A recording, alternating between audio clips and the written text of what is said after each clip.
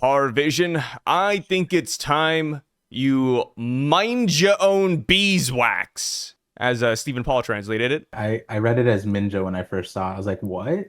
What is that? Yeah, dude, I hopped on the officials here, and when I saw Mindja, it's not a word that you like see often, so I did think it was Minja as well. I was like, what the hell is going on here? It sounds like a slur. Yeah. It, it's pretty. Stephen Paul is dancing on some thin ice with that one.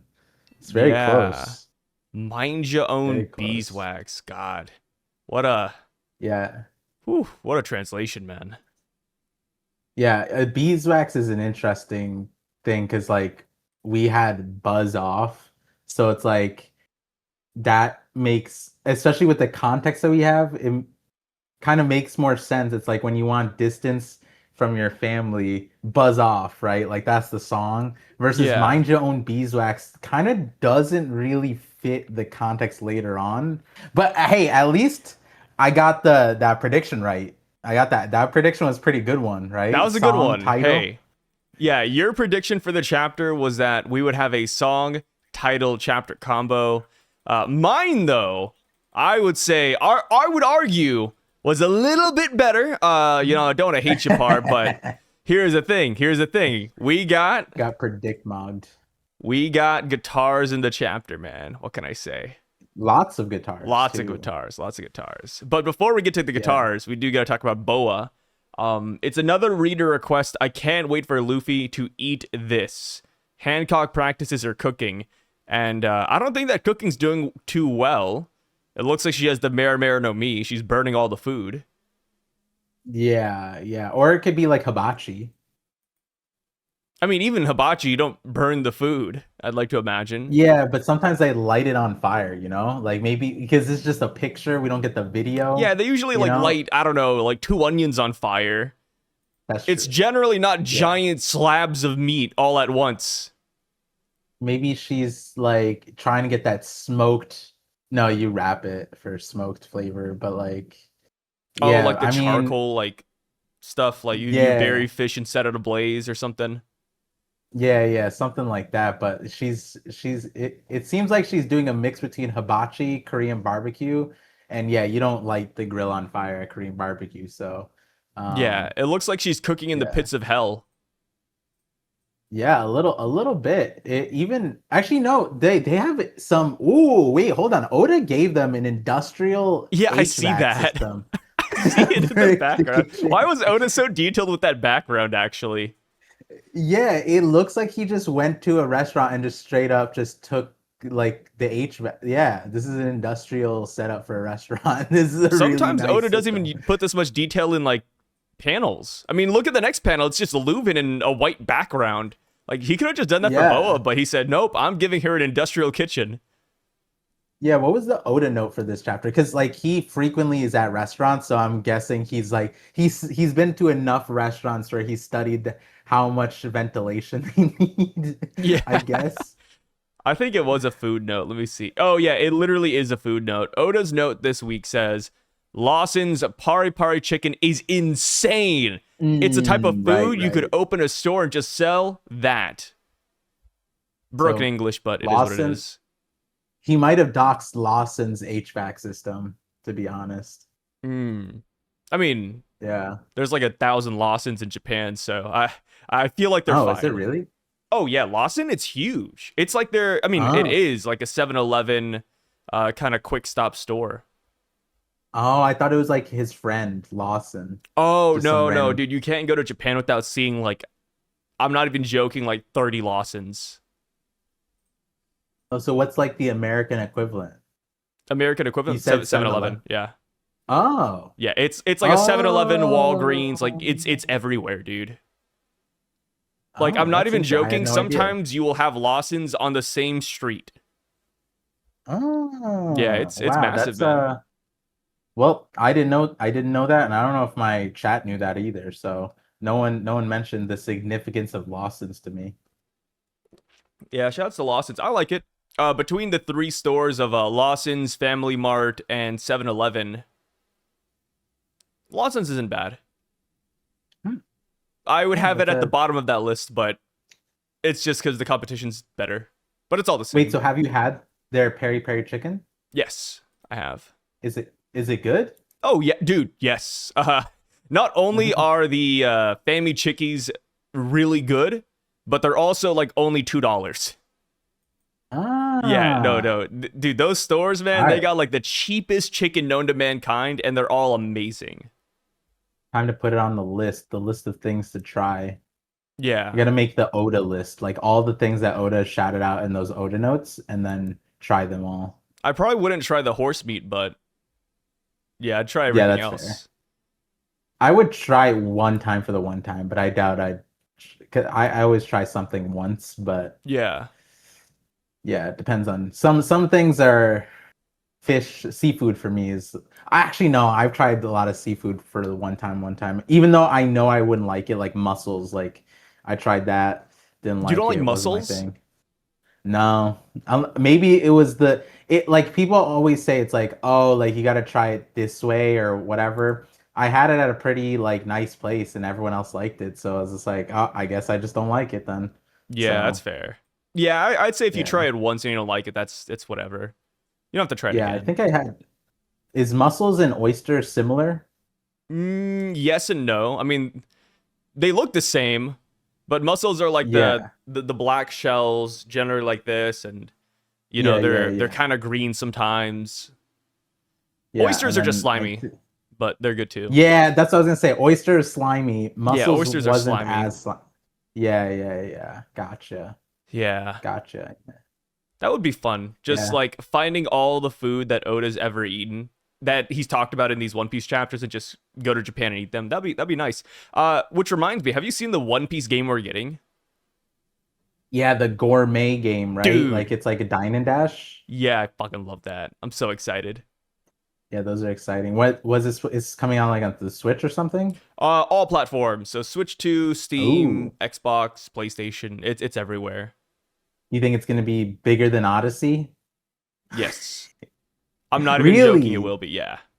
People Do you think love people are gonna management stream games it? like this. I love games like this, Yeah. so I'm picking it up. I was so happy, and then Mhm. some people were like, "Oh no, we need like a open world One Piece game." It's like, dude, the people who are making this Grand Gourmet game, I promise you, are not going to be the same people who are making like a open world, Yeah. fighting One Piece game. Like, it's two different things, man. I, So, I I was don't think this just ruins the chances of getting other games in the future if they're even yeah. making those. I still want a I was fighter. just surprised.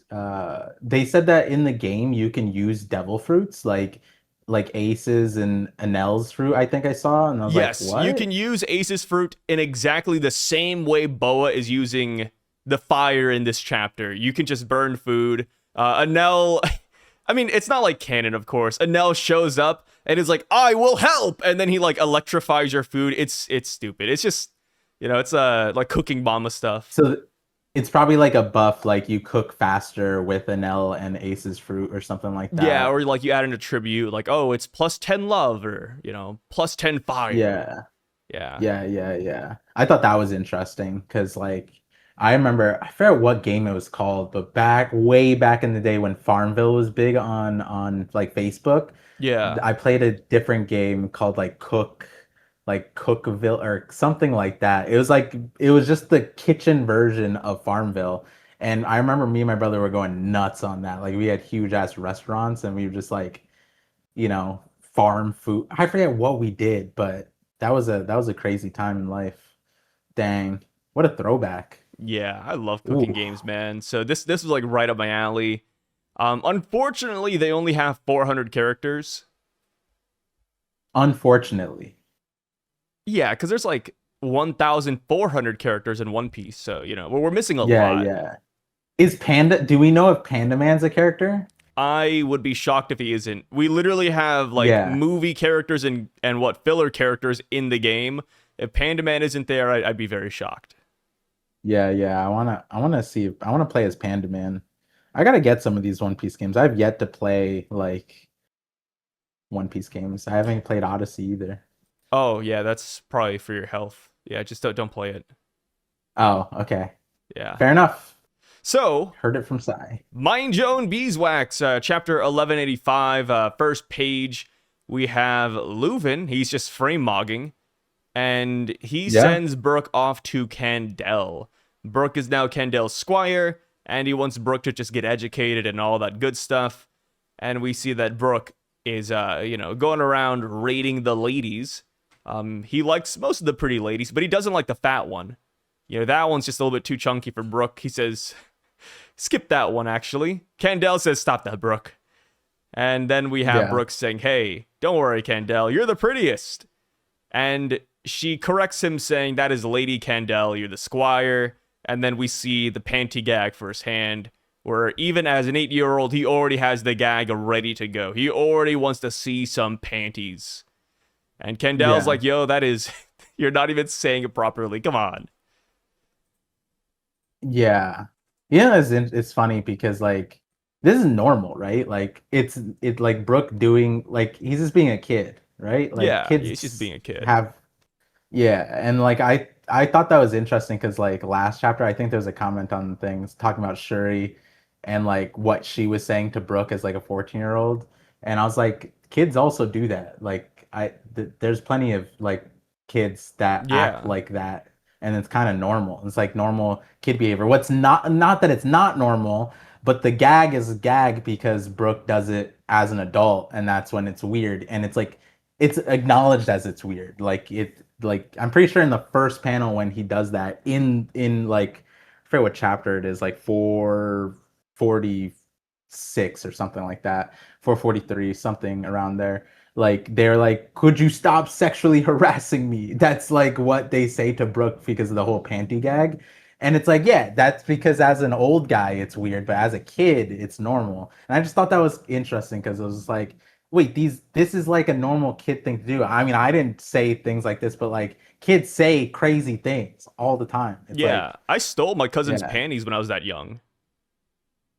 And that's something like it's not something you just like, hey, stop that. Like as an adult, you tell the kid, you parent them, or you would be the adult in the room, but like, it's not abnormal for situations like that to have happened. It doesn't make you like a criminal. Like, yeah, it's just an interesting thing It's also funny thinking that about this because it's like, dude, if Leuven and Candel never took Brook in, imagine he keeps this gag, but it's like more and more aggressive, right? Because they got polite as he got older. But Mhm. imagine like bad timeline Brook going around stealing panties. Instead of Yeah. saying, please show me your panties, it's I have your panties. Yeah, yeah. That's a different anime, bro. I'm pretty sure that is a gag in other Yeah, no, anime. it is. It is. It's in Konosuba. The main Yeah, character yeah. has the steal ability, and he maxed out his luck. Silly isekai. So whenever he Yeah. steals, it always just steals panties.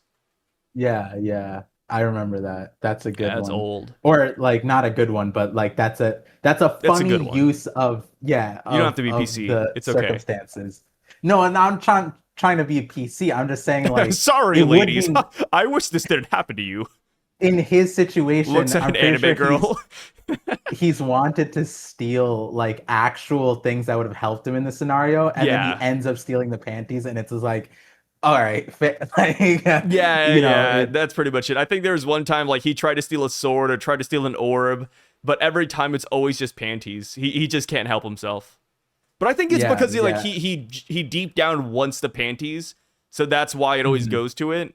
But yeah, yeah, silly. Brooke goes to school, and we see the iconic guitar we talked about earlier.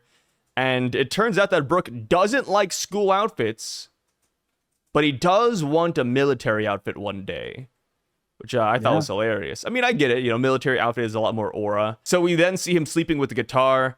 Kendall's like waving him down. I don't know what she's really doing. It looks like she's saying goodbye.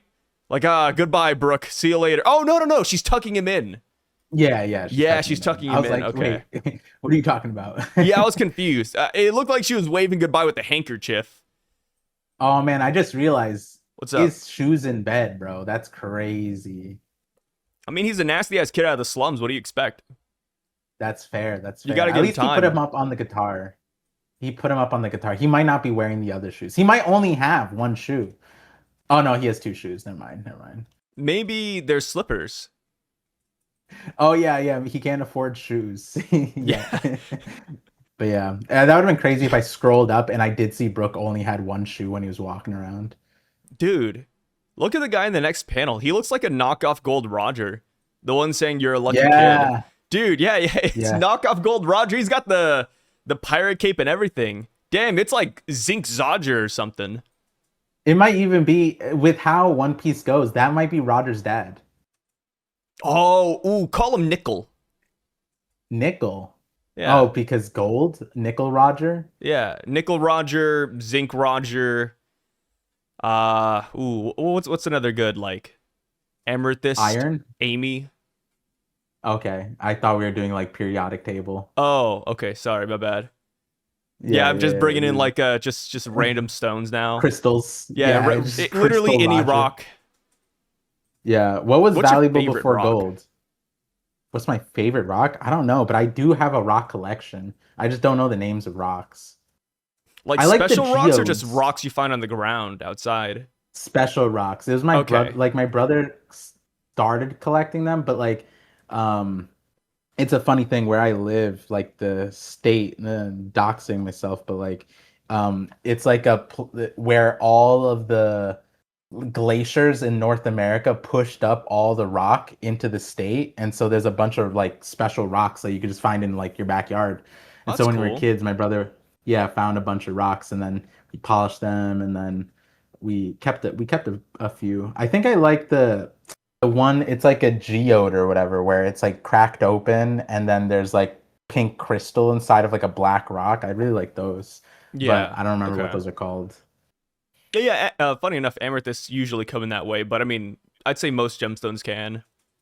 Hmm. But pink, I don't know. I don't know what would be pink. Yeah, I'm not. My brother remembered the rocks names. I just liked how they looked. I actually brought them over to the house recently to show my son, which is kind of crazy that we're just talking about rocks now. Yeah. Little rock adventure. You know one rock I really don't like? What, Jade jade? Like, or wait, emerald. what's wrong? Oh, because of the eight, like the Chinese context to Yeah, it. I think so. Uh, Yeah. it's yeah, but oh, that. So when I asked like what was valuable for before gold, I guess for China, jade would have been Jade's the the answer. pre-gold. Yeah, all the royal jade. What was up with the green rock? What did they believe the rock could do? Like dragons were in there or something? Probably. Yeah. Probably had like some healing properties too. Like you know back Was in the that? day, you just Yeah. find something that looks cool and then, the emperor or like the king, the president, they want it and it's like, "Oh, it's the new fad." It's just how it Hmm. is. Nothing better to do Yeah. back in the day. Yeah. At least there's like I forget where it is, but in Europe there's like this one place where like meteorite crashed and like only the like there's a rock, I forget what it's called, like malachite or something like that. And Hmm. like it can only be found on there because of the way the asteroid hit the ground. And like they like that's kind of cool. If you were like a medieval, you know, king or something and you discovered that and then you discover you're the only place that has it and like you have malachite stuff, that'd be kind of sick. And like having like not a religion but like a belief system around it, that'd be kind of cool. But jade like that crazy, or can you find jade anywhere? I think people don't want Jade anymore. I'm so League of Oh, Legends coded that when you said Malachite, I thought you meant Malphite. And then it reminded me of like the Shamrock Malphite skin from like 2010 or something. It's let literally me just look up. Malphite but green. Yeah. Oh well, that malachite. Yeah, malachite is green. Is malachite what I was talking about? I don't know if it was what I was talking about. It's a green, very common. No, so it's probably not this. I think it started with an M though. Um, special rock from Oh, wow. meteor. Jade in China was revered as the Stone of Heaven. Ah, Wow. It's kind of crazy, dude. yeah, the stone of heaven. Look at us shitting on the stone of heaven, bro. Yeah, That's I'm pretty that sure. name has aura, I will admit. It's Yeah, good. yeah. I'm pretty sure jade is still like desirable, right? Yeah, it's In still China coveted. or Yeah. yeah, yeah, Just yeah. not as much anymore, Oh. but it's still there. So we go on and we see that Kendall and Brook are training together. They're both, sparring, hitting some targets. And Brook pops the question, do you like any particular man? Do you love any particular man? Kendall says yes, but he is far out of my league. So I trained very hard with the sword so that I can be as close to him as possible. And obviously, there is a high likelihood she's talking about Leuven. But Oh, really? I thought it was Brooke. because we are, theorizing here, because we're kind of lost in the sauce, she could be talking about somebody else. She could be talking Oh, I didn't about even. a Knight of God. Some people even saying Emu. Dang, I never even with the theory, I didn't even like look back at this line like that. Mainly because actually no, is it the translational difference? But no, it's yes, but he's far out of my league. So I trained very hard with the sword, so I may be close. Dang, Candel's the handmaiden, bro. Candel's the sleeper agent. Moonlighting never died in this chapter. Yeah, I sound like a crazy person, man. I just can't believe Kendall dies like that. And we don't even have like an image of her It in is. bed or anything. It's just like boom, she's dead. But Yeah, I will man, agree with that part of like when she dies, when I was reacting to it, I was like, wait, what? yeah, no, everybody was. I tuned into some other like One Piece YouTubers reactions, and everybody was just so taken aback by just her sudden death. No build up, just Yeah. one day of fog rolled by, and then tragedy hit. It's like whoa, whoa, whoa, whoa, whoa. She's just dead like that? You kidding me? Yeah, and it's like okay, to skip a little bit, but her dying there, people are like, "Oh, she faked that," right? And then the panel before, she looks like she's like damaged, like she has damage on her face. And so people are like, no, she actually was suffering to the fog. So it's like, okay, so if she's a sleeper agent and like she was with the Holy Knights or, she was conspiring to go there, why would she succumb to the fog also? And then it's like, okay, so she was faking it. So what she every morning she just said, and just like threw dirt in her face and it's like they'll think I'm poisoned now. And it's like I don't know, it's just It's kind so of silly. interesting. Yeah, it's hard to make Yeah. her alive, especially when you see Leuven, at her gravesite crying. It's like, what? Did they bury no body? So it's like, no, like Yeah, she's yeah. surely dead, but it's just so absurd how much like cachet we were all giving her, only for her to die like this. And you know what's crazy is like I don't think people are fully taking in the whole Holy Knight theory to like the extent that it is. If she were a Holy Knight, I think that the most compelling way to have written off a fake out death here would be to kill her. Like show the body, show the bullet, show all of that because holy knights are immortal. You can literally like and that would be the awesomeness of like, when we were talking about Saturn getting bloodied up and we're like, "Oh, that's so lame that he has regeneration. He's a regen merchant." But it takes so much aura when we see him get blasted through like multiple buildings, comes up, is bloodied, and then regenerates. It's like, I'm fine. I meant to take that hit. But like for a fake out death, that's so crazy. Because imagine if Candel was a holy knight and she did fake out her death. And let's just put it in the scope of like Otahime, right? She like scheduled out a whole like assassination plot too, and she got shot. Everyone would believe it. And the thing is, for a holy knight, they could get away with doing that because they're immortal. And so it's like, or they can regen. So like, you could actually just shoot them and then be like, ooh, and then just like pass away, act like you're dead, and then conjure up this whole story. So I would almost, and this sounds makes you sound like a sane person. But if we had seen Candel's dead body, I would be like, yo, she's a holy knight, she's immortal. Like this is a fake out body. Like it doesn't matter which way we went, but like you're right. Like for as much cachet we gave her, oh my god, she's evil, she's two-timing them, she's going back and forth the Holy Land. Even though she doesn't care about Leuven, she wants to get close to Emu, like all that stuff, and then boop, she's just dead. And like, oh, it's kind of wild. It. I don't blame people for holding on. That's for sure. Yeah. But it is kind of interesting that she suffered to the fog. It is kind of It's kind of crazy, man. And it's hilarious too because like exactly like what you said. When I was tuning into people reacting as they were reading the chapter and getting more from Candel, they're like, "Oh, she's suspicious. Oh, wait, do you see this line over here? This seems odd." And then dead. So, huh? yeah. What do you mean?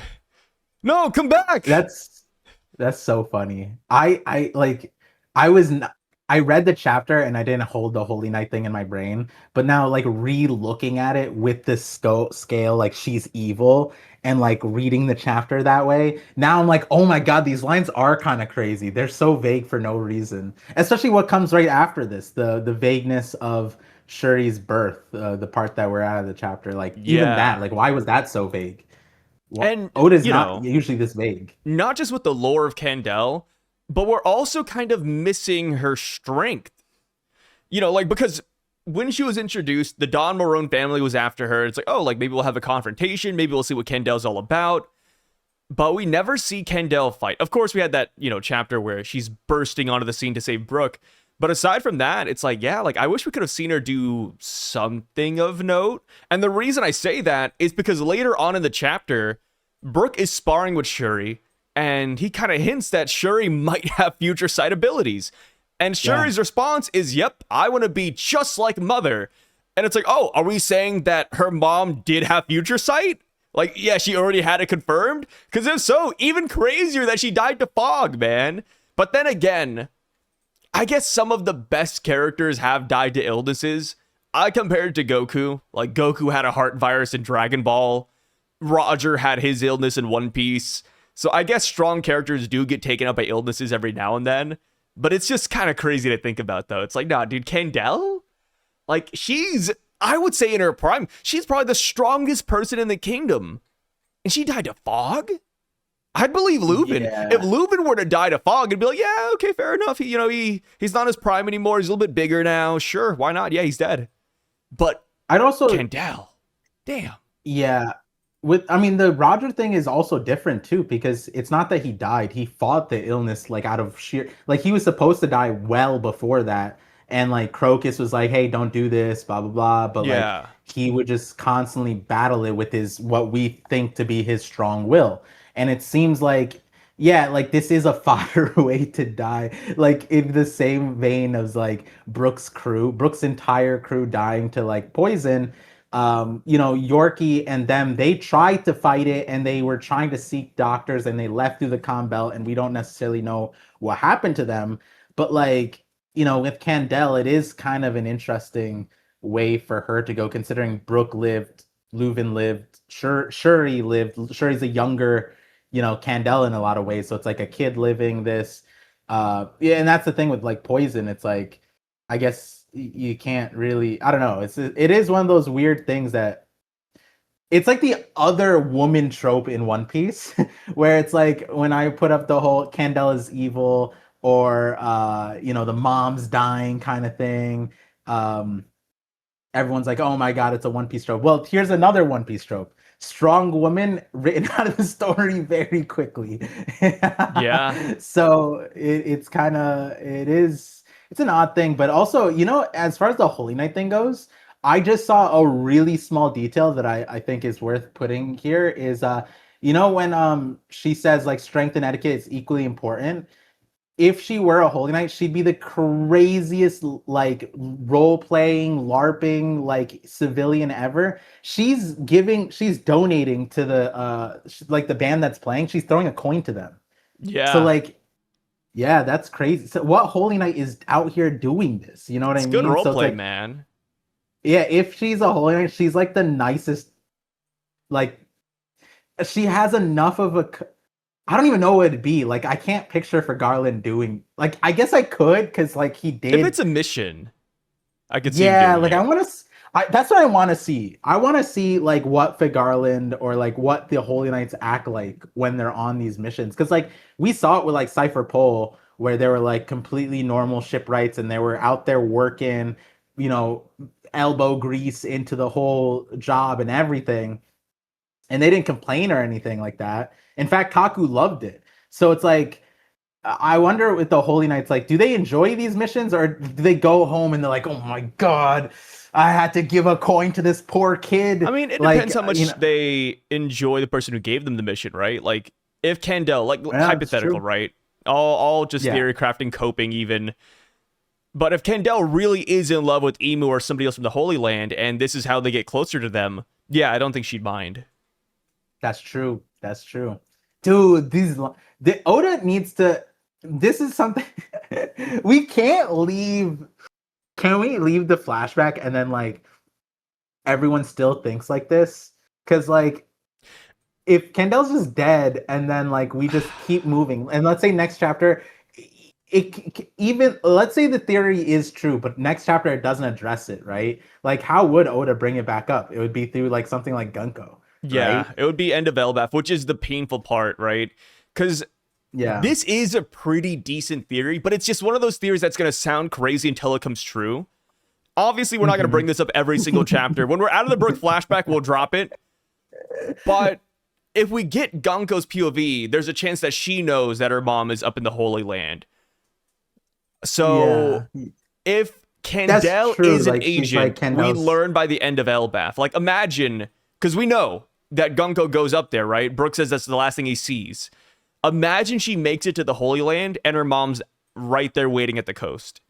Like that's how Yeah. we would get the reveal, but I don't know if we'd get that in this flashback or if Oda would wait till end of Elbaph, which is why this theory, I can see how a lot of people will view this theory negatively as time goes on, because it's one of those things where it's like, okay, right now, cool, we can speculate. Next chapter, maybe even still fine. But like give it Yeah. like a month or two and it's like, okay, guys, it's done. We could drop it. You know what I mean? It's like Zoro kills Kaido. Cool when it first released, but as time goes on, the theory gets more and more sour because there's more evidence saying, okay, you know, Oda's moving on. That's not the case. It's not happening. I can Yeah. see people feeling the same way about this theory. Like, yeah, maybe today, a lot of people think Kandel's alive. And then 2 months from now, people are like, okay, can we stop talking about Kandel? So Yeah, it's one of an those theories we gotta like interesting one. drop for a little bit. But I think Yeah. there's nothing wrong with having this wine in your cabinet and just letting it age a little bit. Yeah, it's also because ZKK, the stakes are way different, right? Because it's like Kaido, main antagonist being finished off by, not Luffy, and then the whole everything that goes behind the idea of it, and then wanting it, and then holding on to it when everything is going in different direction, right? So this one, it doesn't, it like the stakes are different, whether she's a holy knight or not, right? I think it more speaks to like the kind of plot twists people want of the Holy Knights, and like and how the potential being there. I think like it's crazy because it's like you really do look at the chapter and you look at how vague like these openings are, and it's like I don't know. It's like the fact that we don't have the timeline on the whole Celestial Dragon and then Shuri's birth thing. It's like doesn't Oda wants us to think about this. In the Rocks flashback, we were going like, here's this year, here's 2 weeks later, here's this month, here's 7 days after this. And then for Shuri's thing, it's like, yeah, Celestial Dragon came, your mom was bedridden after for a few months. That was a really dark time. And then you were born. I'm not gonna say when you were born, but it's kind of like, hey, was she born 9 months after the Celestial Dragon guy came? Like, Oda, where? That's kind of the ringer there, right? And then the nuance of like the whole Celestial Dragon being there. Is it, Candel's a good person and she was, taken advantage of, like how Bonnie and Ginny would have been? Or is it the full blown theory of like she's actually a holy knight, and like that wasn't like a dark, that was just like a way to involve, but that's also a weird thing because she wasn't the queen yet, she wasn't like, she didn't have the status yet. But then another weird thing is like Leuven ascended the throne. So what happened to the king? Like what happened? Why did the king pass away randomly? There was no fog. The Celestial Dragon came. Was the king under stress? Like what happened there? And it's like there is a lot of really weird things that happen. Like we just pass by. Oda wants us to montage our way through Leuven's dad passing away. We've never met him. We don't know anything about him besides Brook saying that he's a bad king, and then Shuri's born, and it's like, okay, like how do we reconcile like all the vagueness, Oda? Maybe Candle is evil. That's how we reconcile it, and we hold on to it for a little bit until we get Gunko's side of the story, right? Which I Yeah. think we are gonna get, but it's kind of weird because she's on ice right now. I think that's the like weirder part is like she can't contribute to the story just yet. Just yet, but considering how the Loki fight is going, I don't think it's going to go on too much longer. So Yeah. potentially by the end of it, she gets freed from the ice, which I hope we get her POV now rather than later, just to finish it all up, just in one nice little quick succession. But you're right, like this is a crazy montage. World government ship washed ashore. We don't really know how that encounter went down. Candle is bedridden due to fatigue. I doubt that's the case. You know, I didn't pick this up at the beginning, but yeah, you're right. It could be like a Ginny situation where she got pregnant. People are even saying love sickness was the reason why. But, you know, Oda, you're right. He does like obscure a lot of facts because we don't know how long it took from the bedridden part to Lubin ascending the throne to, hey, Shuri is born. He just kind of rapid fired it, and we don't know like what to really take away from it. But because he did this, you know, we could like lean even more into the theory that Shuri is not Kendall's daughter. Yeah. And Yeah. yeah, I don't think that'd be awful either, right? She could easily be like a true and blue man mayor for all we know. Yeah. And I would love for all the people that just don't like the idea. It's like I would love to counter, but I can't counter it. There's no inkling of time that I could sit there and someone in the chat be like, "Hey, like what if Shuri is that celestial dragon's like actually that?" And it's like, well, I can't look at these pages and counter that at all. It's kind of crazy. Whereas in the past, it's like, even like time dilation. I know I threw up a poll recently, and I was just like interested to see how many people still believe it. And of my voter, community, it was majority people still believe time dilation. And I'm like, there's so many counter panels to it, like Dory and Brogy's entire existence. And then people acknowledge that, and it's like there might be something crazy going on. And I'm like, all right, I just want to know how many people believe it.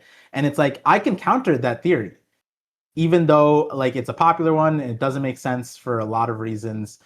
But this one I can't throw in any counters yet. There isn't really a good one. Like even the one where I tried to be like, oh, she's so nice to these people, citizens. Like, yo, if she's in deep enough mission, she's that loyal to the person that she really wants to be close with, then boom, you have your explanation. She was actually really loyal to a celestial dragon, holy knight, or Gorosei, or Imu. And because of the depth of that loyalty, that puts her into this position where she really needs to LARP as like the commander of Esperia that like really gets along with the citizens. But it's a interesting thing. It's an interesting thing to say the least. Oh yeah, for sure. And, you know, it's just one of those like nice parts about One Piece, but because Oda is so we know Oda can do crazy things with One Piece. So we can just speculate this until the cows come home. And I doubt Oda's going to give us a real answer until we leave the flashback. If he ever gives us a real answer for any of this, right? Like, I'm still wondering about the fog, Yeah. which we're about to get to. And I do really like how Brook describes Candle. He calls her the son of the country. And then Mhm. after the celestial dragon comes, he's like, well, the sun, it's set. You know, it's gone, Yeah. dude. And it's like, yeah, like, again, that could be another thing that kind of hints that Shuri is not Kendall's daughter or something bad happened. And Yeah. we kind of go on a little bit more. And Brook says that whole story is pretty much why I owe them my life. I would easily just throw it down. I love them dearly. And then Gunko pops the question saying, hey, what about if it was me? What if I was in danger? And he pretty much says that he would protect her, of course. And then she says, is it simply because I'm their daughter? And then he like hesitates. He speed runs it. He just says, it's because it's you. And then she doesn't really like that answer because, obviously the hesitation really got to her. But with the lollipop, she's perfectly fine. And it's kind of sad Yeah. seeing this because it's like, dude, Brook doesn't protect her in the end. If anything, he believes that she killed her father. So I am really curious Yeah. to see how that exchange goes down next chapter. I mean, even this page, right? Like, when I was reading it, I didn't think much of it. Not think much of it. I thought, obviously, like, like you said, by the end of it, he clearly shows what he believes on Elbaph by that point, like what Shuri's involvement is with her dad's murder. But if you were to believe the whole Shuri is a Celestial Dragon daughter instead of Leuven's, then these lines are coded even crazier because she's like, he says and hesitates a little bit possibly that it is because that it's Leuven and Candel's daughter that he's protecting her. Like that, it kind of sounds like what the hesitation comes from. But if like the irony in this line would be that like if she's not, then Brook didn't protect her, right? And it is only because Leuven is the father, but we don't necessarily.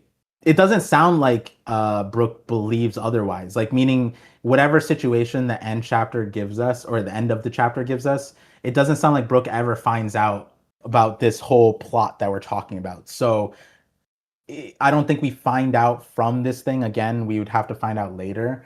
But the irony of because I'm Papa and Mama's daughter, is that why? And it's like, well, ironically, you're not Leuven's daughter technically. So, oh man, now I I'm just think he reading. also hesitated because he doesn't want to like give her any wiggle room. Because we know that Gunko obviously loves Brook romantically, I would Yeah. say. Which, granted, she's a kid, so it's like, it is what it is. She admires Brook a lot. But I think that's another reason why Brook didn't want to like give her this compliment too. Yeah. Dang. And then you look at this and Kendall looks so happy. And this is the scene, like we got one panel, I think, of Candel and Shuri in the same exact frame, but like up here, they're technically in the same scene. They're watching Shuri and Brook and stuff like that. Yeah. But she looks so happy, and it's like, is she acting? Is this not real? Is Candel? Are we just brain rotted? What's happening Yeah, here? yeah. Yeah, everything changes once you look at the chapter with the lens of whether or not she's a good person or a bad person. But So we then get the montage of Brook and Gunko. And we also get the song Mind Your Own Beeswax. When you want to be independent, why not sing a song for a change, princess? Mind your own beeswax. What is that supposed to mean? It's a phrase from Kamigata, a land to the west. Okay. The line from TCB was why do those lyrics sound so weird or something like that, right? Yeah. Which is a more appropriate way to put it. Yeah, because the whole point of Brook's response was he was saying that it's a dialect from Kamigata or whatever, versus here it says just the people there say this thing. Yeah, that like Brook is just not answering what she's saying. Huh. What's that supposed to mean? It's a phrase. Okay, like yeah, like all right, what's the phrase mean? Yeah, well, that's so funny. Good old Stephen Paul back at it again. Oh, sorry, Ven Paul. Yeah, Ven Paul. He's losing more and more. By the end, it's just Paul. Yeah. Why do those lyrics sound so weird? It's a dialect from a kingdom in the west called Kamigata. That makes way more sense. Especially when you know what Kamigata is as well. What is a Kamigata? So Kamigata is a real place in Japan. It's a real region. And it is Kansai, it's the old. Yeah, it's Osaka and Kyoto. So it's like it's that kind of like dialect. Kind of like how Akainu and Hibari are the only two characters that have like the Hiroshima dialect. This is another dialect kind of like that. Where it's like Japanese, but it's like, they got like a slight accent to certain words. They slur some stuff. Stuff like that. So yeah, Brooks saying, oh, it's a dialect from Kamigata makes a lot more sense because in reality, it is a dialect from literally Kamigata. Whereas saying it's a phrase from Kamigata, it's like that's not. It's like you said, it's weird to say it like that. Like, do you think do you think Paul knows what Kamigata is? Probably not. I maybe he thinks that's meaning. Maybe he thinks that is what it means. Like, you know what I mean? Like, what's that supposed to mean? Oh, it's a phrase from Kamigata. Like, maybe he thinks that is the answer. I just don't know how Yes, you'd I like. think so too. Yeah, like I don't know how these lines line up. But do you think Kamigata is gonna be a meaningful? Like, do you think that there's meaning to that part that Brooke says, or Um, I'd play a role in the say story? no. Yeah, it's just random. I think it's just random. Yeah. Huh. It is interesting because if it's like an old Japan region, right? And like maybe Oda's could be saying that it's like, oh, maybe it's an extension of like that place was related to Wano. It could be something like that where Or Oikot. then we find yeah, or Oikot, the reverse Tokyo, reverse Tokyo. Um, but the other thing is like, what's it called? Shiki, didn't Otis say that Shiki's from a version of Wano that is just a rougher, it's like rougher Wano? Yeah. But he didn't tell us, no, he told Yano. us the name. Yeah, Yano. It was So like we Yano. did, but he didn't tell us where that is, right? Let me see. Because that would be an interesting thing if it like I don't know exactly the regions of Japan that would relate to a rougher version of Wano, but it'd be interesting if this is like somehow related to that. Considering Oda did just recently give us that in the SBS. We do not know what blue Yano is originated at. Yeah, but Kano Kingdom is in the east West Blue, right? Kano Kingdom? Kano Kano Kingdom King, One yeah, Piece. Yeah, West is that's Blue. Don Chinchao's, yeah. So, but that one's Kano has like a Chinese, it has more Yeah, it has like a Chinese, Jade Emperor theme going on. yeah. We did that on purpose earlier in the thing to insert Yeah, we rocks knew. into the, yeah, that we Yeah. bring up Kano Kingdom. It's Our all editors part of the told us script. to, really dial in on the Chinese stuff. Yeah. And the peripheral, like agency that Jades have over the One Piece story. Dang, it'd be crazy if all that is related. It is an interesting spot for Esperia to be in, but Yeah. yeah. I mean, Kamigata could have also been the island that got destroyed later, too. Yeah, that's when I was reading, I was like, is it that? Is that what's That'd supposed to be mean? But so like that'd funny. be yeah. Speed run to death, dude. It died quicker than Kendall.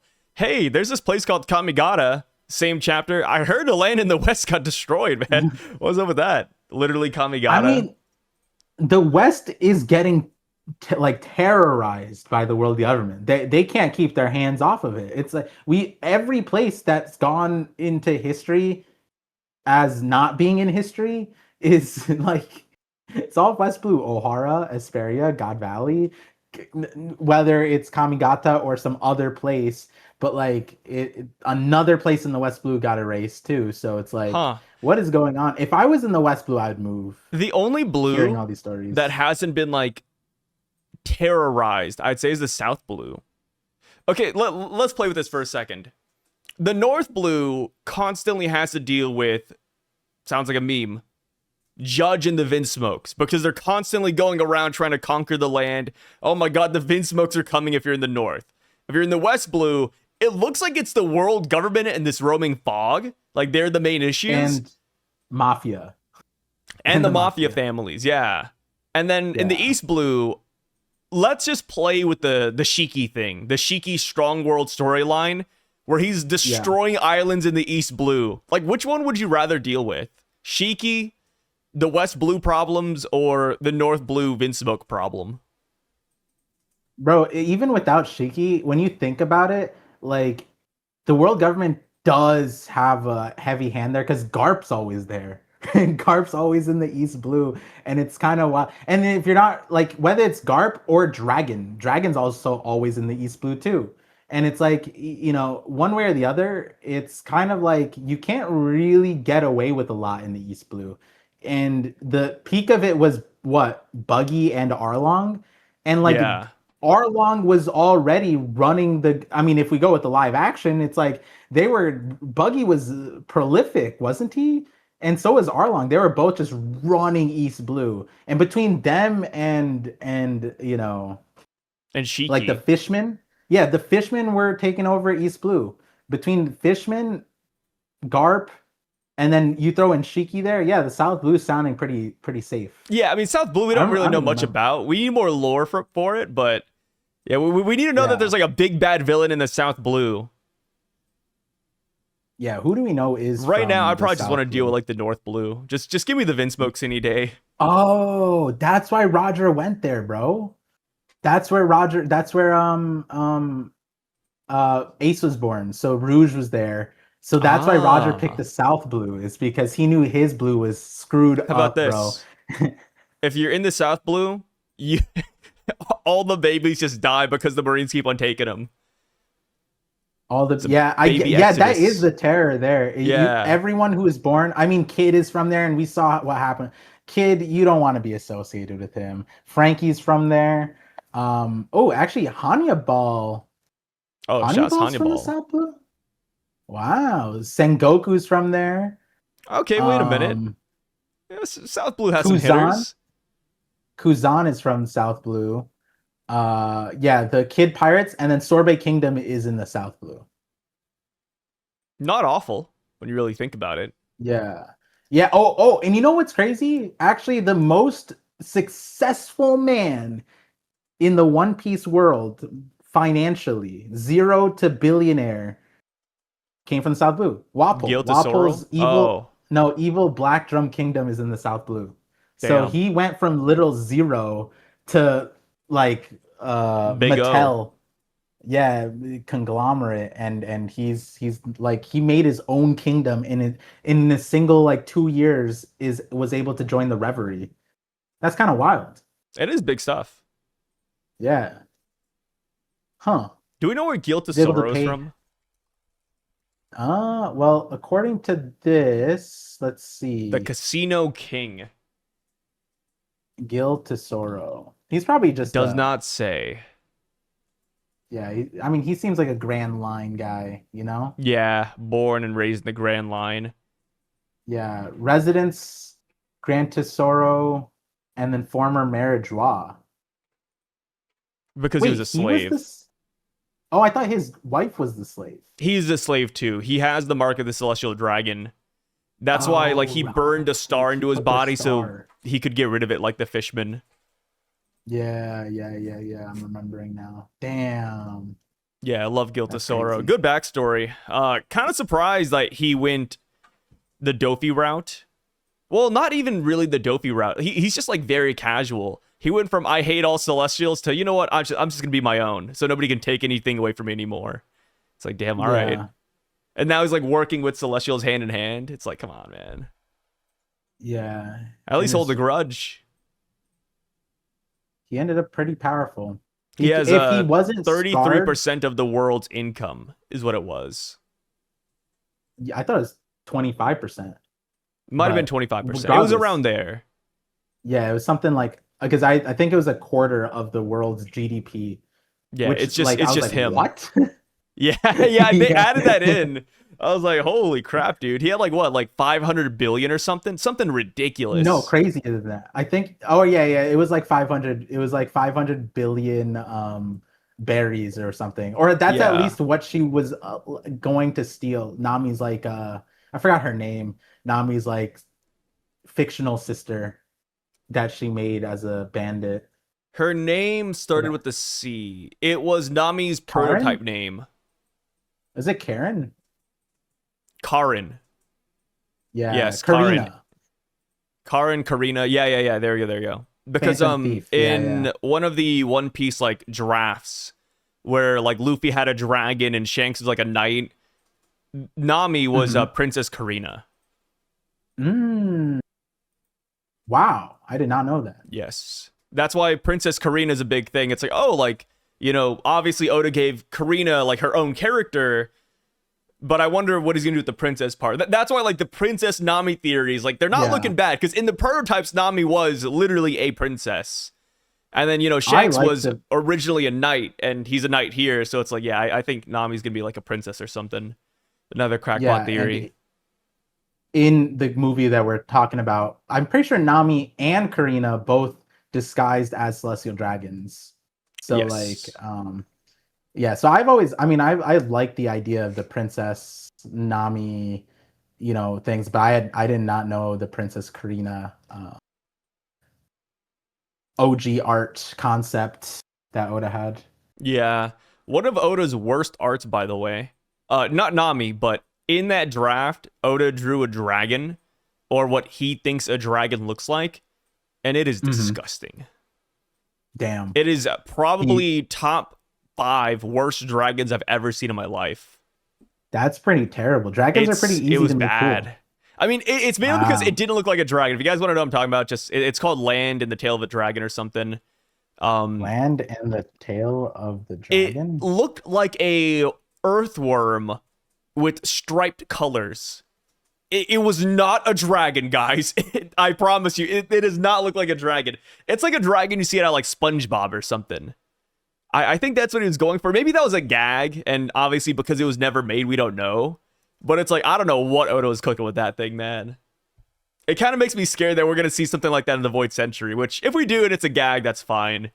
But hopefully Yeah. that's not a real dragon, right? Because we got real dragons in the story, and they look way cooler. But yeah, Yeah. I mean, yeah, like one way or the other, Void Century, the mural earthworm looking thing. He's got some SpongeBob looking monster going on. So the yeah. Alaskan bullworm It would is be present in crazy One if he makes Piece. that canon. It's the red serpent.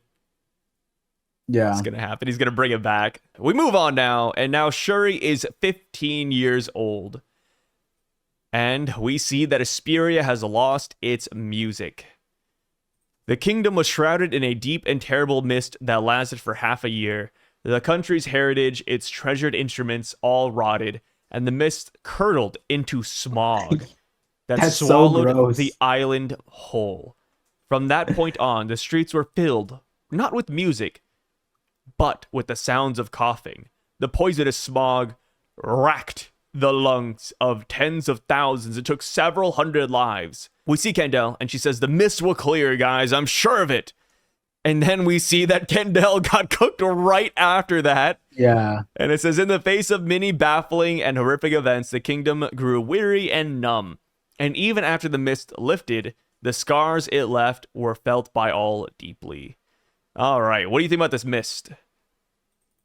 Well, okay, the officials saying it curdled into smog just felt so gross, but something about curdling. But yeah, I mean, It's even like reading it milk. again, yeah, yeah, exactly. I wouldn't want to be there. Asperia, I don't, when I was reading this, I'm like, damn, that's so crazy that like they just got KO'd by like smog and they couldn't do anything about it. Um, but the Candle thing, like the mist will clear, I know it will, and then immediate death. It's even with the vanilla look at the thing, like I was like, what? How does this go about? And then now reading it with the lens of evil, yo, this if this was a fake death, man, this is the way to write it. Just no body, no explanation. The mist will clear. I know it will. And it's like, yeah, you know it will because you're evil. It's like, Yeah. We sound so insane, dude. I love it. That's funny. yeah. I'm just like, I'm just trying to look every line she gives us. Where can I counter it? Where can I counter it? But even this one, it's like when I read it again, it's like the mist will clear. I know it will, and it's like, and then she immediately dies. How convenient! How convenient you leave Esperia at the hardest time. I mean, in my chapter video, I wrote like, or I said, like Candel is kind of a guardian angel. Like even in the theory that the Holy Knights, the Celestial Dragons come and abuse Candel. I was like, what if we also look at it like Candel was like literally like their guardian angel, and like the moment Candel leaves the story, that's when it really goes to shit. Because yeah, the fog leaves, but then that's when everything, like stops being protected, and that's like the world government loses their they lose their world government status and everything like that. So one way or the other, there's something afoot. I feel like I don't know. I mean, not the significance, the convenience of the fog crippling Esperia, and then and then Mars showing up. I don't know, which we'll talk about, I guess, later. But um, do you feel like, especially after the reading the chapter, do you think the fog was concocted? Do you think that it was manufactured fog? Yeah, I think it was manufactured.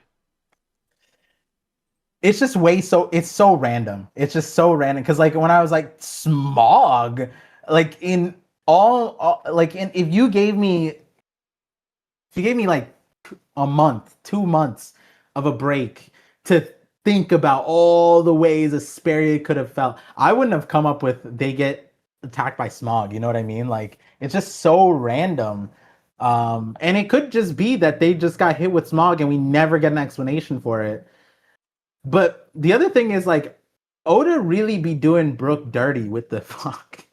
Because it's not just this. It's then he spends 50 years in the Florian Triangle smog. And it's like, dude, why is Oda just putting him in the haze like this? This is crazy.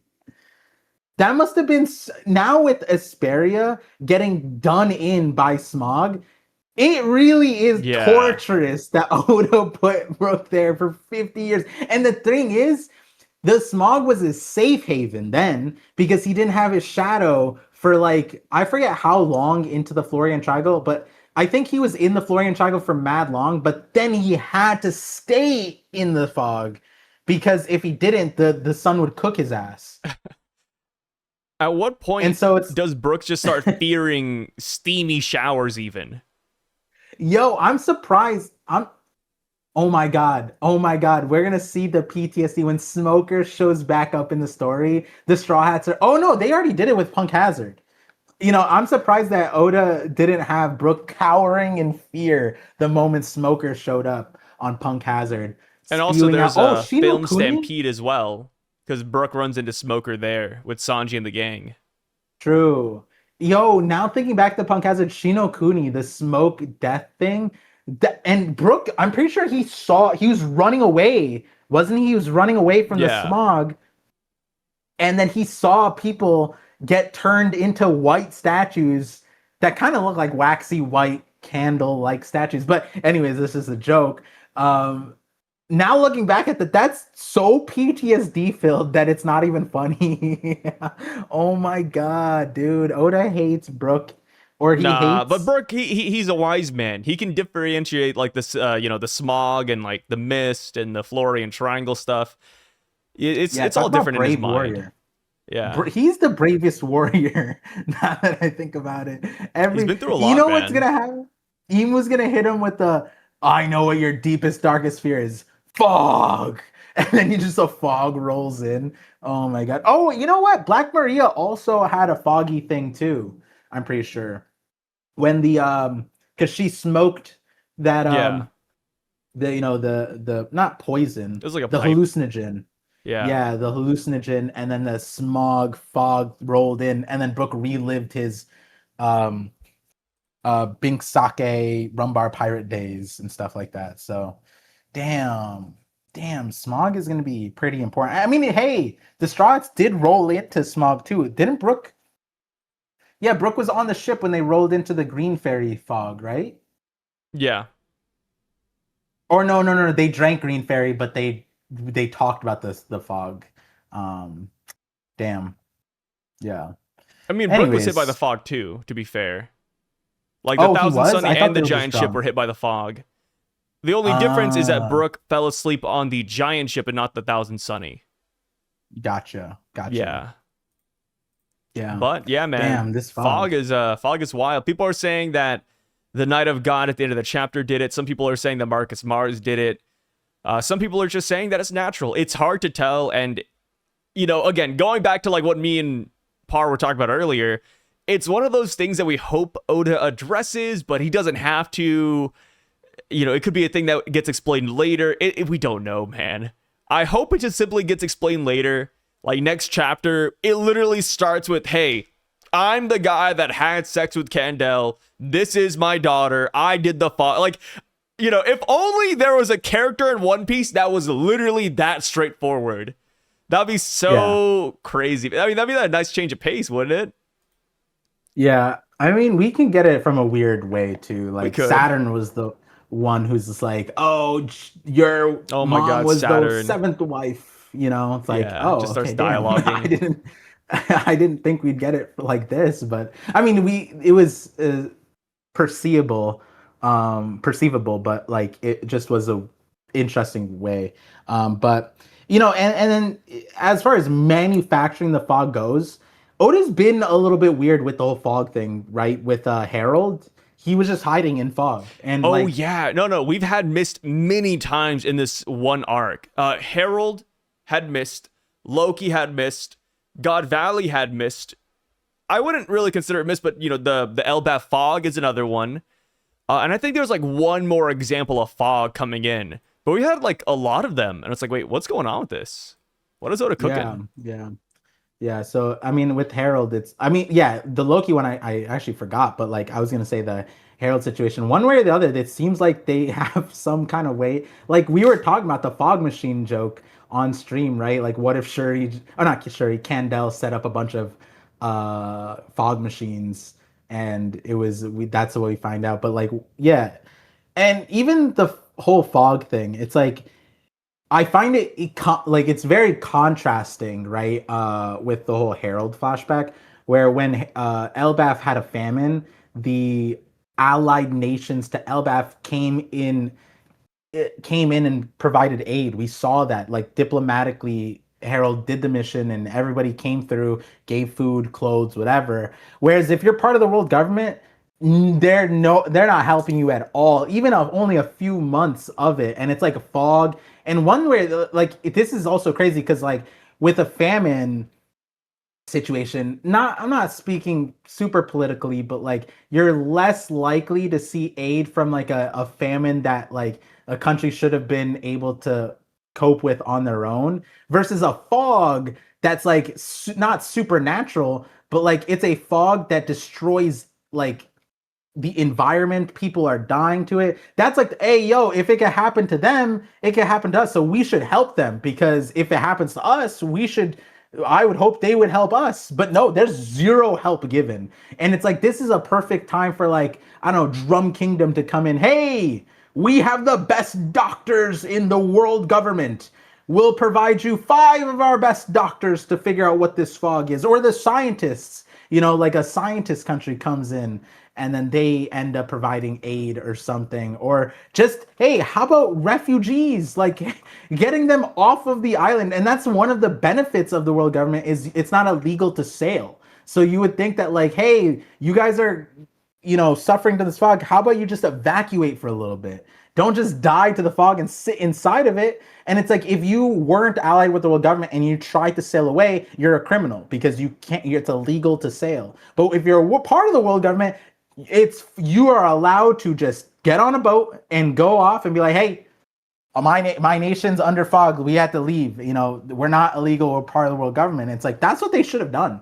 But I'm surprised that like it's contrasting with the Herald flashback, because in the Herald thing, Harold wanted to become part of the world government for this grand imaginary world where everybody is united and everyone helps.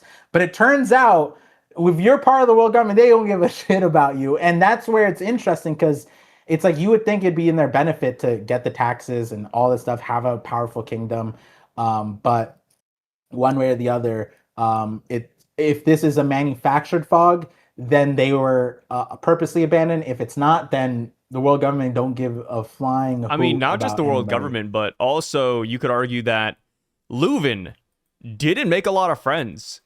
Because if he had friends like, neighboring kings and stuff, he could ask them for aid too. Yeah. He didn't have to go to the world government. Like Yeah. Harold, for example. Again, Harold was like, "Hey guys, like we need aid," and all of his friends showed up. They said, "All right, bet we got you. We'll feed the giants," and it's like a lot of food. Like if Leuven Yeah. realistically had a friend nearby, he could just ask them. Like another good example would be King Riku and Dressrosa. Yeah. Elizabeth was like, "Hey, I'll help you guys rebuild. I love King Riku, man. Hell yeah, you're back." And it's like, yeah, Yeah. maybe this just speaks Or on Leuven's Lumbus. political skills, right? Yeah. Maybe they Yeah. Or liked Lumbus Leuven's is an dad, but they don't like interesting. Leuven. So when Leuven was in need of aid, they were like, "No, I'd help your dad, but not you." Yeah. Yeah. Which is, again, like we got a decent amount of information of Asperia, but there's just like this vagueness, like what happened to the king, like what can we fill in? And Asperia feels so important. Like everyone, I think that like one way or the other, I could convince like any like if I went to a convention and I were to talk to a normal person about Asperia, like a normal One Piece fan, like anime or whatever, and they got to the flashback. I could convince them like you can see the parallels between Esperia and Elgia from Film Red, and it's like doesn't Esperia feel like has some importance greater than any other kingdom? And in this chapter, kind of makes it feel that way even more so by the way it ends. But you know, it's just a question mark of like when will we get that information? I think that any theory that wants to be super serious about it, because like like we were saying, these a lot of these theories are shots in the dark. They're not like we're not putting our whole body into it because we don't have a lot to put our body into. But if a theory could explain to me when we would find out about the rest of this, like very concretely, I would believe it. You know what I mean? And the simplest one is like, oh, we get it when Shuri explains it, but like some of the stuff, like she wouldn't even know either, right? Like, would she know like what King Leuven went through with the Candle stuff and Celestial Dragon stuff? She's being told this from Brook. Maybe she gets told about it in the when she joins as a Holy Knight, but we're not too certain. I mean, there is an example, right? Shanks did learn about how the Holy Knights were attacking the Roger Pirates time and time again. He did learn that from Sommers. So maybe Gunko slash Shuri was told about Esperia Kingdom from the world government angle. Maybe we do get a lot of it from there. But who knows? Who knows at this point? But the variable obviously is Mars, which we'll get to. Yeah, we're almost there. But before we get there, we do see that Brook and Shuri spar, and we get a nice future sight feat almost, where, Brook says, "Hey, it's like you could see into the future." Pretty cool stuff. We haven't really seen Gunko utilize future sight in the story yet, but Yeah. giving her this ability, I say why not? Add another one to the future sight books. I'm cool with that. What'd you think about it? When you started, I laughed because I don't know why it sounded like you were about to do an ad read, and I was like, what is I'm happening? always prep for an ad read, man. Let me tell you. Yeah, yeah, it's like my future sight kicked in, and it was wrong, but it would be crazy business if all this time Shuri's never developed the future sight, like in the holy world, in the holy land. Like she's been training as a devoted blade of God or whatever. And instead, like now in the story with Brook, like she develops the future sight as we get it. Because yeah, it is a little interesting. She never displayed it, but I guess she was never pushed to the point of, needing it, right? The only time she could have displayed it, I guess, against the Straw Hats when she's on top of the like on the boat, she did play them like a fiddle, and it could have been future sight there. Like she predicted what they were gonna do, so she used her arrows to. What did she do? She had Brook stab Jinbei and Jinbei punch Brook. And Yeah. so like that could have been a future sight moment. But it was never shown in that way. That would have been a crazy reveal of like, oh my god, a Holy Knight has future sight, but like we didn't get it that way. So in fact, it seems like she before even becoming a Holy Knight, she has the predisposition of having future sight. So I wonder what that will play into, especially the whole trope of like putting women in the backseat of fighting anyways in the One Piece story. Like, look at Candle. We were told that she's one of the strongest fighters strongest women fighters, period. And it's like we never saw it. And I wonder if now, now that Shuri is being dismantled or diffused as an evil agent, if we are gonna see her in a prominent fight where she's using future sight. I guess we would if the whole theory pans out, she's half celestial dragon and she's now on our side, then the play is that she ends up fighting the celestial dragon that took her in, right? Yeah. That's the trope, that's the pathway. And honestly, that seems like a very clean way to play it out.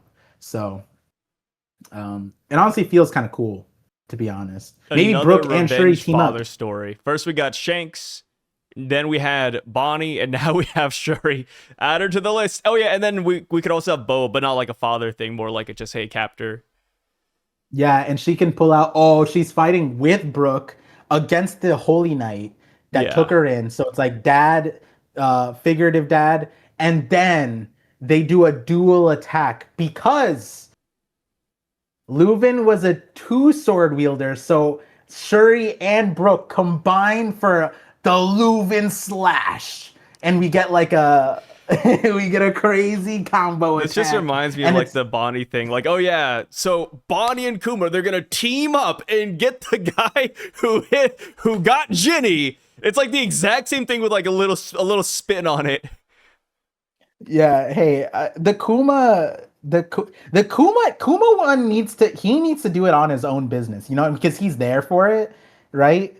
Like technically, but like Shuri's also a fighter, Bonnie's also a fighter, but like just like the way Kuma punched Saturn, it's almost as if Saturn was the dad. You know what I'm saying? Like the satisfaction that we get from that punch, it's like that's what we kind of want Kuma to do to the Bonnie's like sperm donor. So it's Bonnie's kind of actual like, dad.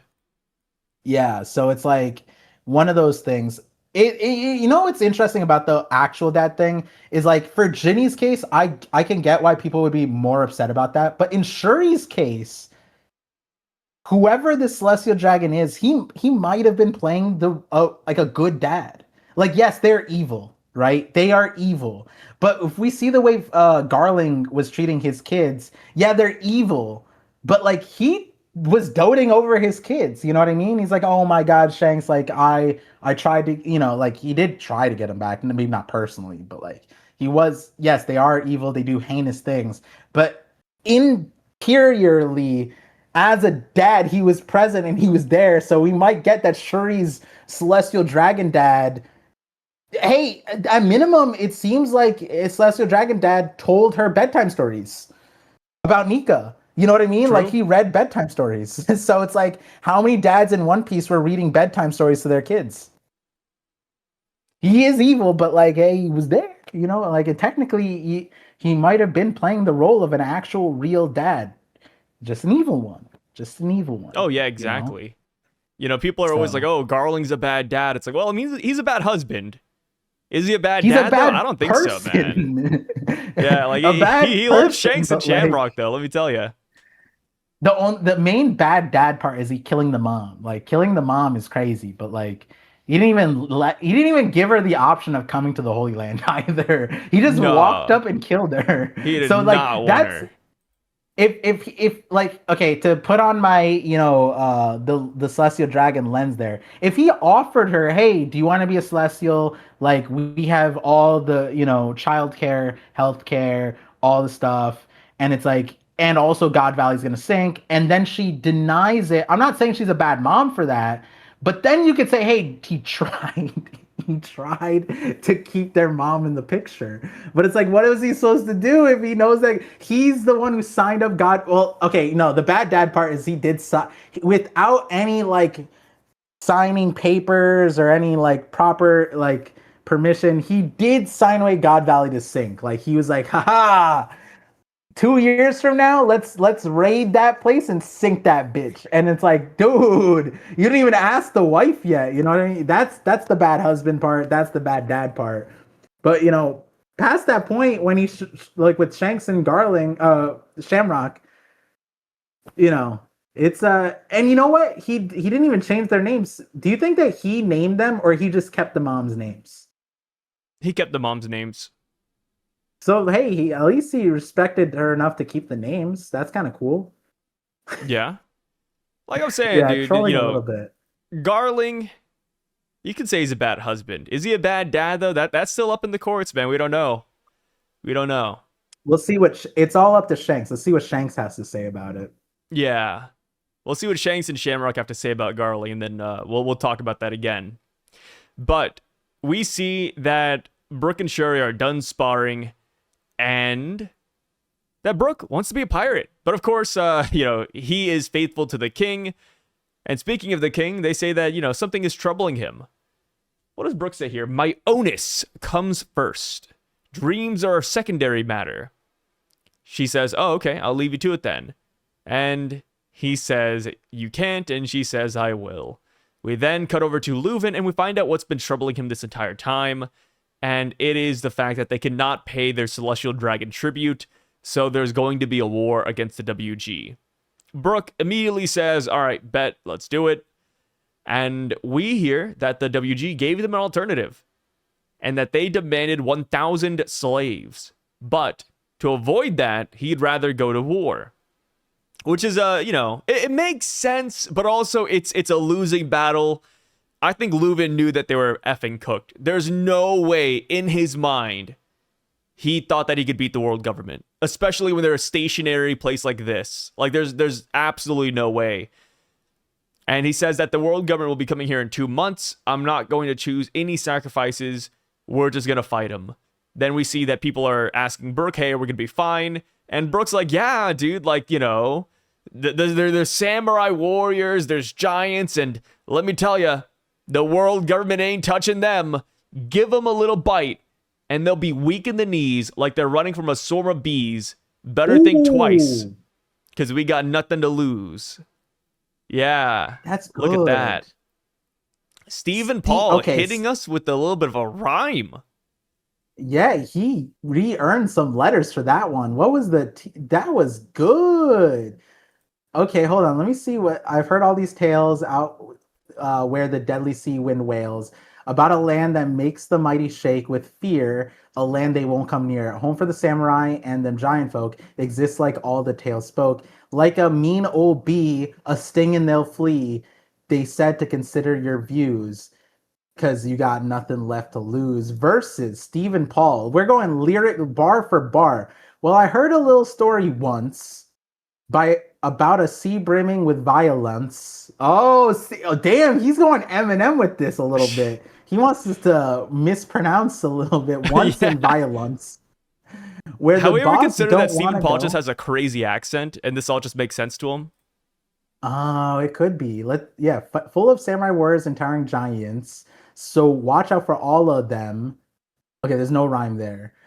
Give them a little bite. They'll be weak in the knees, like they're running from a swarm of bees. Better think twice. Okay, no, TCB cooks it. Yeah, it was that one line that, yeah, knees and bees, like they got lyric mogged here. Sorry, even Paul. I'll give you some letters back for the swarm and bees and knees line, but like the rest of it, TCB cooked you. Yeah, no, I agree. He was doing good for a second though. We will admit that. Yeah. Just like the final bar, but that's it. Mm-hmm. Oh yeah, and then I'm just reminded, mind your own beeswax. Yeah, that's the hook. Yeah. Oh no. That's not really it's not the best chorus, as I would say. It's interesting that they heard that another country in the West Blue got wiped off the map.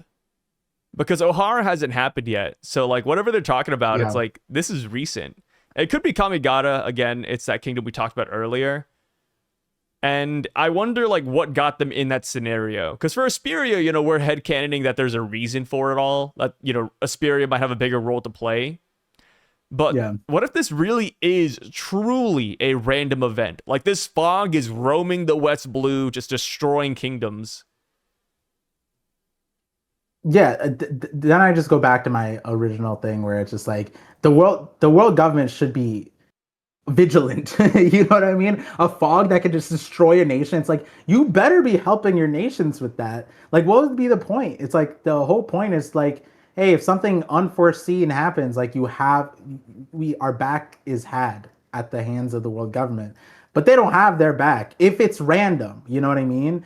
And yeah, we were talking about before, I heard another country in the West Blue got wiped off the map. Even the way they're saying it, it's like imagine the West Blue, or not the West Blue, like Esperia didn't get hit by the fog. They heard about this country and they just nonchalantly ignore it. You know what I mean? It's like, what do you Yeah. mean got wiped off the map? Like that's a crazy thing to, you know, uh, reconcile with. It's like who wiped them off the map? Was it the world government? Because if it was, then you're cooked. You know, and it's crazy because Brook sings like, "Oh yeah, full of samurai warriors and towering giants." So he heard of Wano and he's heard of Elbaph being able to stand apart stand aside and not with the world government, which is interesting because at this time in the story, but that's 62 years ago, this is when Harold is going, I think, on his diplomatic missions. I believe he's like trying to get people into his like on his side and then try to join the world government and stuff like that. So it is interesting. But Wano is another thing. But to compare an island of instrument makers to That's what samurais I and was giants. saying. I was just like, okay, it sounds good on paper, right? Oh, yeah, there's countries that are successful. There's giants and samurais. It's like, exactly. They're giants and samurais. Like, you guys literally are musicians who don't even have music right now because the instruments are destroyed. Like, you guys can't do Yeah. anything against this.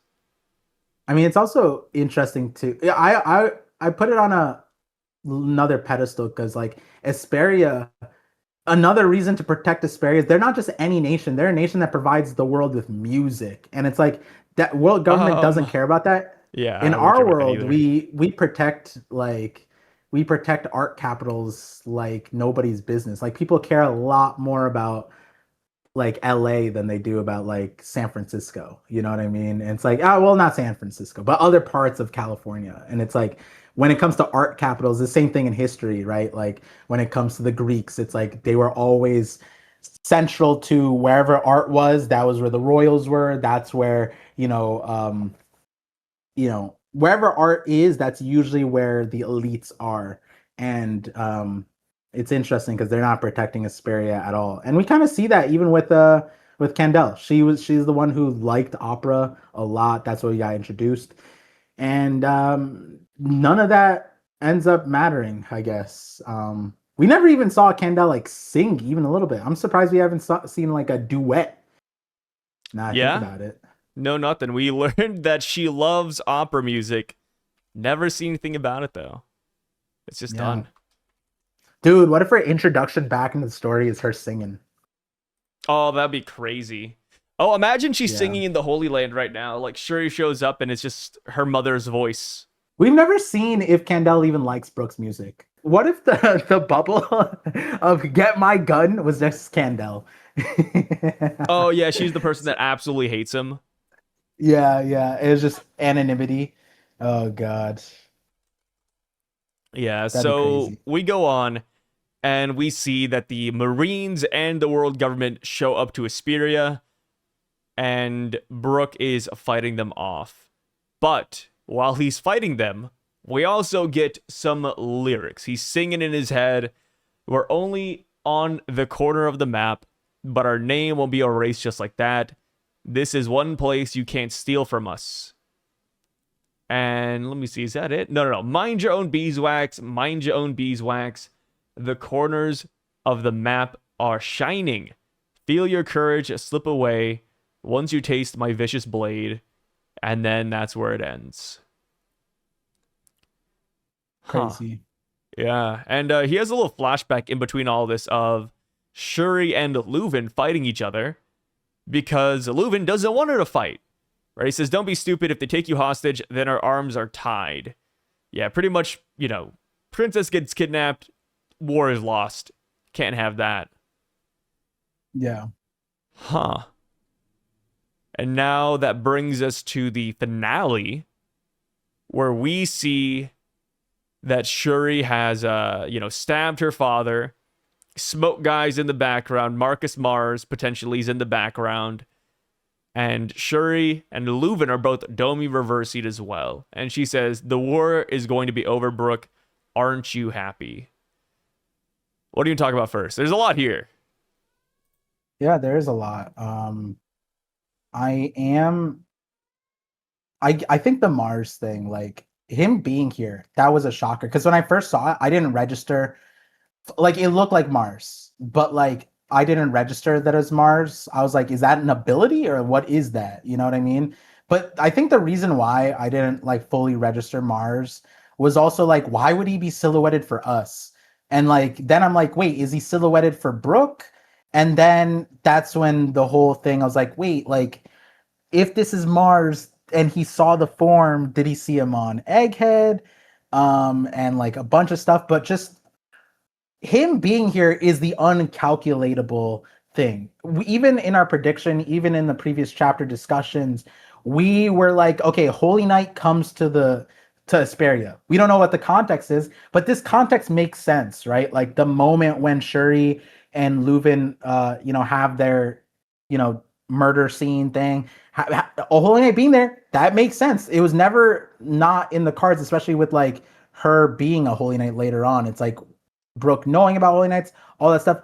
But the Gorosei, him being there, that gives a whole gravity to this situation that the guy can't give, Shuri can't give.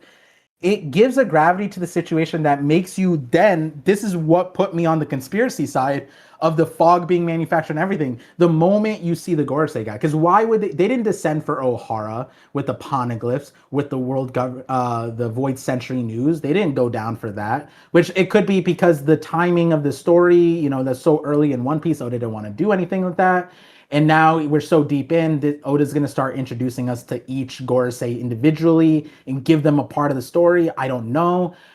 But if it's just to introduce them, okay, we'll find out next chapter. I think we'll understand from the dialogue, like, what Oda's intentions are. But it does lend itself a lot towards that Esperia is so important that Mars had to come here himself for something. And we don't know, but we were talking about it, I think a lot of people individually and then collaboratively were like top musica, something along the lines of some grand demon or grand power existing in Esperia, and it just not being fully like fleshed out at this point in this, not at this point in the story, but like for Brook. And maybe Leuven knows about it and like Brook didn't. We still don't know about Brook's revive fruit. Maybe he came for the revive fruit, maybe. But like we don't really know. And then why was Leuven targeted in such a way? Why was the kingdom target? We've never seen a kingdom being targeted like this if it was like a fog situation. Why not just cleansing event them if it was just like to get stuff from them and make it a prize? I don't really know, but Mars showing up in the way it was, like I am curious, like what people think, what you think. I'm just I have no, I don't know what boat to be on when it comes to Mars. Is it a big deal? Is it not a big deal? What did you think about that? I think it's a big deal. I mean, he's the godhead of environment. So because this is an environmental issue, because it was caused by fog, he's here.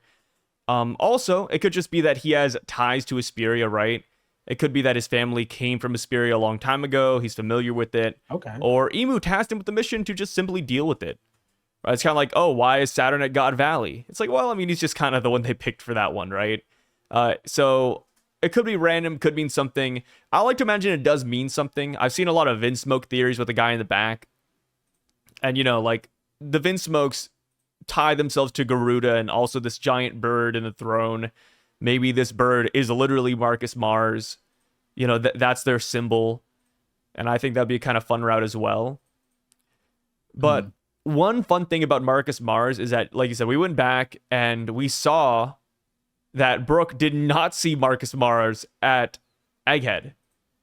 Like the entire time, Brook really only saw V Nasujuro. And by the time the Thousand Sunny went down to the bottom floor, Marcus Mars was gone. He was the only Gorosei member that was actually, sent away Ejected from the island. Yeah. And we could look at it now and say maybe that was meaningful because Brook would have recognized him. Of course, I think this is like 95% Mars, but we don't know. For all we know, this could be like another bird yokai. But because it does remind us so much of Mars' like form and what we saw The in eyes. the Reverie, I'd say it's just simply Marcus Mars. Yeah, I think it's mainly the eyes are just so Yeah, unique. the eyes. Why would you create another yokai that has the same eyes, you know?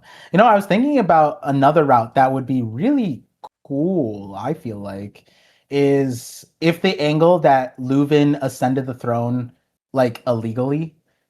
I don't know what that context would be, Oh. but like he killed him, and then this is the restitution for doing that. Like Mars came down to kill Leuven because they discovered that the previous king was killed. That would be a really cool like kind of way to the world government does have your back a little bit. It's like, damn, you killed one of our kings, so we're taking you in kind of thing, and we're uh, you know, taking our dues for that. But that was just a thought. There's so many ways it could go with how vague Esperia was, especially in this chapter, like the details that we get from the Ascension, from Shuri's birth, from the Holy Night, or not the Celestial Dragon arriving, to Candel's death, to the timeline. You really could fit in so many things. I think the most finicky thing about Candela being a Holy Knight is just the amount of time that she would have been here for. She would have been here for nearly 20 years. And it's like that at minimum that, you know what I mean? And so it's like that makes me I think the timeline makes me want to think that it was a what's it called? She's like a good person, but you But then never again, if know you're with One immortal, Piece. if you're immortal, what is 20 years in the grand scheme of things too? It's like That's Frieren. true. Frieren's like, oh, See, I mean, that's it's what I'm just like 50 saying. years. I mean, it's who cares? That's what I'm saying. Like, yeah, you give her the Elbaph mentality of like, where the Elbathians, they really shouldn't have that mentality of like, what's 100 years to our? That's a third of. You would be pressed to find a normal person saying, "Let me just throw away 30 years of my life." Ain't nobody. I don't think anybody would ever throw away the first 30 or even the second, maybe the last 30. I think you could find some people who would throw away the last 30. But the mid 30s and even the first 30s ain't no way. Just a subset of 30 years. That's what I mean, okay, let's say humans live up to 70. What would be a third of that? It's like 20 years. So it's like Yeah, a little bit over 20 20. to 22 years. Yeah, even that's a lot. But the Giants out here like, 100 years, 50 years, Who that's nothing to cares? me. Yeah, but being immortal, that does change things. So it does play an interesting, thing. And then again, are the women only immortal or are the guys just like immortal, but they have to age to 70 first or 80 or decrepitness? Like, Yeah, just to Imu remind likes everyone, keeping the women pristine. yeah. It's just wild that the Gorosei to a lot of people it's like, oh yeah, they're not fighters. They just, they're in the senior citizen center. And it's like, but they're also immortal and they don't age. So why did they get stopped at that prime age of Omen Yeah, Imu should have Slow? just like stopped them in their prime, dude. Like prime physique. Yeah. Yeah, why can't Omen fix that, bro? That'd be so sick if we saw Somers de-age when he gets Omen. Oh, That that'd would be be cool. insane. Yeah. Maybe Oda thinks about it. It's like, yeah, I do want to de-age him. Maybe he does that. I'd be fine with that. Like Zoro shows up and then Somers like, hold on, let me bring back my 20s real quick. That'd be crazy. That would be crazy. But Oh, that'd be like My Hero with All for One. yeah, He yeah, kind of like yeah, de-ages as the fight definitely. goes on. Because of that power. Yeah. Yeah, yeah. But yeah, Mars being here elevates it to another level. I've seen some people say like, oh, maybe it's Mars's daughter, like Shuri and Mars, but I don't really see it that way. If anything, it's this other dude who is definite. Where are you at? Because I threw a poll up this morning. The three options were, or four options: Manmare, Vinsmoke, like a other Holy Knight, like it's a Celestial Dragon, or non-Holy Knight. it's someone, but it's not a holy knight. Because I saw people saying admiral, and then like I saw people saying Don Marone, so I threw up not holy knight up there. So where are you at? Funny, I'm gonna throw that poll up here in a little bit too, but for me, I'd say Holy Knight, Shuri's dad. Holy Knight, Shuri's dad. So the third option. Yeah, I didn't put up Shuri's dad part yet. But the Shuri's dad would make it clean if it's that theory. If it's not that, I could just that's why I just put it as other Holy Knight. But so Holy Knight, Shuri's dad, but you're not convinced enough for Manmare, or Vince Smoke is the odd one out because that one's full theory. That one's full yeah, theory. sorry. Man Mayor. Yeah, I'd go for Man Mayor. Okay. Man-Mare. Okay. That's where I put my Man-Mare. Makes a lot of sense. So here's another thing too that kind of throws a wrench in it. The whole Man-Mare family thing is like they gave her the last name, but it was actually Saeed who was telling me this. Technically, Harold would have been a devoted blade of God of the Fagarland family. That's what he would have been, because the devoted blades of God, apparently the translation was messed up when Gunko was in God Valley, and the Celestial Dragons were saying that, oh, she's just a devoted blade of God of the Manmare, something like that, meaning that she was co-signed to the family, but not like that's what the devoted blade of God. Each devoted blade of God is devoted to a god. So Harold was like sponsored by Garling, and so he was a Fagarland devoted blade of God. And so I was like, oh wow, that translation does change a lot. And I'm like, that's an interesting understanding, because we would be confused. Where would Harold be? Was he brought into Celestial Dragon thing? It's like, no, he was brought in underneath the Fagarland family, which is what we saw. Garling was giving him the missions, like, don't tell anybody this. I brought you to Shangara, all that stuff. And then he's the one who gave him the missions. And so that's who Harold reported to until he became a Holy Knight. But we don't know, we don't know Harold's last name, one, but we don't know if he was indoctrinated or not indicted, inducted as a former, as a proper formal Holy Knight, like Celestial Dragon. We don't know. So like it could be that Shuri has a similar path, except because she's a girl, maybe she gets married into the Manmare family. But one way or the other, it could be that this is a Manmare, and that's why she becomes a devoted blade of God to the Manmare family by the God Valley flashback, is because this guy is Manmare. And it might not even be relationship wise. It might be straight up just chosen under, kind of like Harold was to Garling in a way. But that's a nuance in translation too, that Saeed, and if people don't know who Saeed is, he comes in the chat and he has pretty sound translational things. It gets co-signed by some people when we get I've like never heard of that Marco. before. Yeah. So when I saw that, I forget which video I posted. Maybe it was the Candel one. Oh, he was talking about the remember when it said devoted blade of like when Candel said it? Yeah. So it was apparently, I think the devoted blade did not match up to the same way that like devoted blade of God was written. Yeah. That's what he was saying. So it didn't line up that way. But when the Celestial Dragons talked about Gunko as like betting on her, like, oh, like she's just a devoted blade of God, that's when the lines line up, the Candel's line, and when the Celestial Dragons are betting on Gunko, those two lines lined up, I think. He wrote it, I think I pinned it, but very interesting thing. But yeah, I'll send it to you later. So, yeah. But one way or the other, this guy being Manmare, I think is the strongest. Yeah. I think is the strongest possibility as far as theories go. But Don Marone is a surprising popular one. A lot of comments on my poll are saying Don Marone.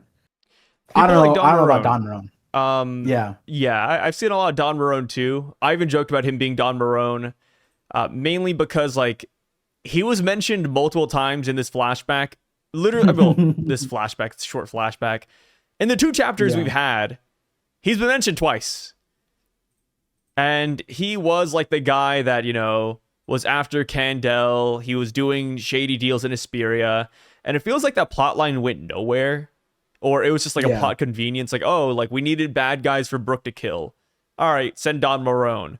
Oh, hey, we needed a reason for these Marines to F up Brook. All right, put Don Marone here somewhere. So, because Yeah. like we've never seen him, I think people just kind of want him. And of course, the cigar thing, right? The Dons, mafia people, they all smoke cigars, kind of like Capone Bish, Don Marlone. So, why not? You know, give this guy a Holy Knight position if he F's up Esperia. Maybe it's like a deal he makes with the world government. Like, hey, I'm gonna like send my fog machine monster over to Esperia if you give me a Knight of God position. Be kind of cool. It's like the one mafia guy that made it out of the hood. I wouldn't mind it. There's not too much to lean towards Don Marone minus that. You know, it's just like the Man Mayor thing. The Man Mayor thing has a lot more credibility, though, because we're all suspecting that Shuri has a different dad. And we're also expecting, we do know that she becomes Man Mayor at Gunko. So, yeah, him being Man Mayor, I think is just the most shoo-in one. Him being just a random Holy Knight, I feel like is not super likely. He's got to have some tie with the character we know. I would take the Vince Smoke answer, even though it's kind of crazy, over this guy just being rando. Yeah. I mean, I like the Vince Smoke angle a lot. Even I would put it second in option, if not, like I would put it first over Manmare had we not gotten the Manmare stuff of like Gunko. Like, but that's such a big detail that this guy being Manmare and her being in the Manmare family, we had to have found the connection between Manmare and Holy Knight. And if this guy's a Holy Knight, then him being a Manmare is almost a shoo-in, right? But the Vince Smoke angle I liked a lot. You know, one of the details he brought up is like, oh, he's smoking, but he's not smoking a cigar. He's smoking a cigarette, which like that's what I think that's what zoned in a lot of people towards the Sanji thing. His pose reminding people of Sanji, where he's like sprawled out and smoking a cigarette. But for me, and I talk about this in my chapter video, the biggest reason, and I didn't even know this, but I've always wanted some angle for the Vinsmoke Celestial Dragon route, because their ship canonically, when all of the snails are combined, it creates a land formation and a ship, the full ship, and that ship's name is the Saint Germain. And so they have a saint title in their thing, and their whole thing, they have an open-ended backstory with their kingdom, like falling into disgrace after 66 days and all that stuff. And I was like, well, they have a saint title in their thing. What if their ancestor was Saint Germain, and that would put them as a Holy Knight? But the part that that I was told by Mr. Bushido is the OG concept of Vince Smoke Judge was Saint Germain. That was the original concept name. It was Count Saint Germain, and his concept art kind of I mean, you can't say it looks like this guy because we don't really have a good view of this guy, other than he has like a very masculine face and he's smoking a cigarette. So it's like you can't really get that. The only thing other than that is he is wearing the hat that Gunko wears, or Shuri wears as Gunko. So like we know that they do have like that relationship, I guess, is that this hat that the guy's wearing is what Gunko wears in Elbaph. So it ties in there. But the fact that Oda has Saint Germain not just once but twice coming up, like in concept and canonically with the Vinsmokes, it's like, man, if this guy was Saint Germain Vinsmoke and he showed up for some reason, and the tie-in there is Brook is familiar with the Vinsmoke name as the first Straw Hat, basically. When we get the Vinsmoke reveal that Sanji is a Vinsmoke, it's Brook's reaction first in chapter 813, where he's like, the Vinsmoke, that makes my backbone crawl. It's almost like the when Brook references the Holy Knights in chapter 1146, it's kind of similar to that. He's like, no, I believe this guy is a Holy Knight. And it's like, dang, why is Brook this knowledgeable? And the Vinsmoke one is so weird, because the Vinsmokes, the story that we get is that Judge is the conqueror, And in his timeline, he's the one who conquered everything. And 300 years ago is when his ancestors took over the North Blue. And the thing about that that's crazy is that Vince Smoke Judge is 56. So the conquest of the North Blue that's relevant to our timeline wouldn't have been something that Brook known about. So why would the Vince Smoke name make his name crawl at this time in Esperia when he's from a different blue? When the Vince Smokes aren't in notoriety? Did Brook randomly learn about 300 years ago in the past? There's a lot of One Piece history. Sure, you could teach him about it, but it's like it's different blue 300 years ago. Like, you know, there's so much history in the One Piece world. I would be surprised if like he would have just passively learned about the Vince Smokes that way.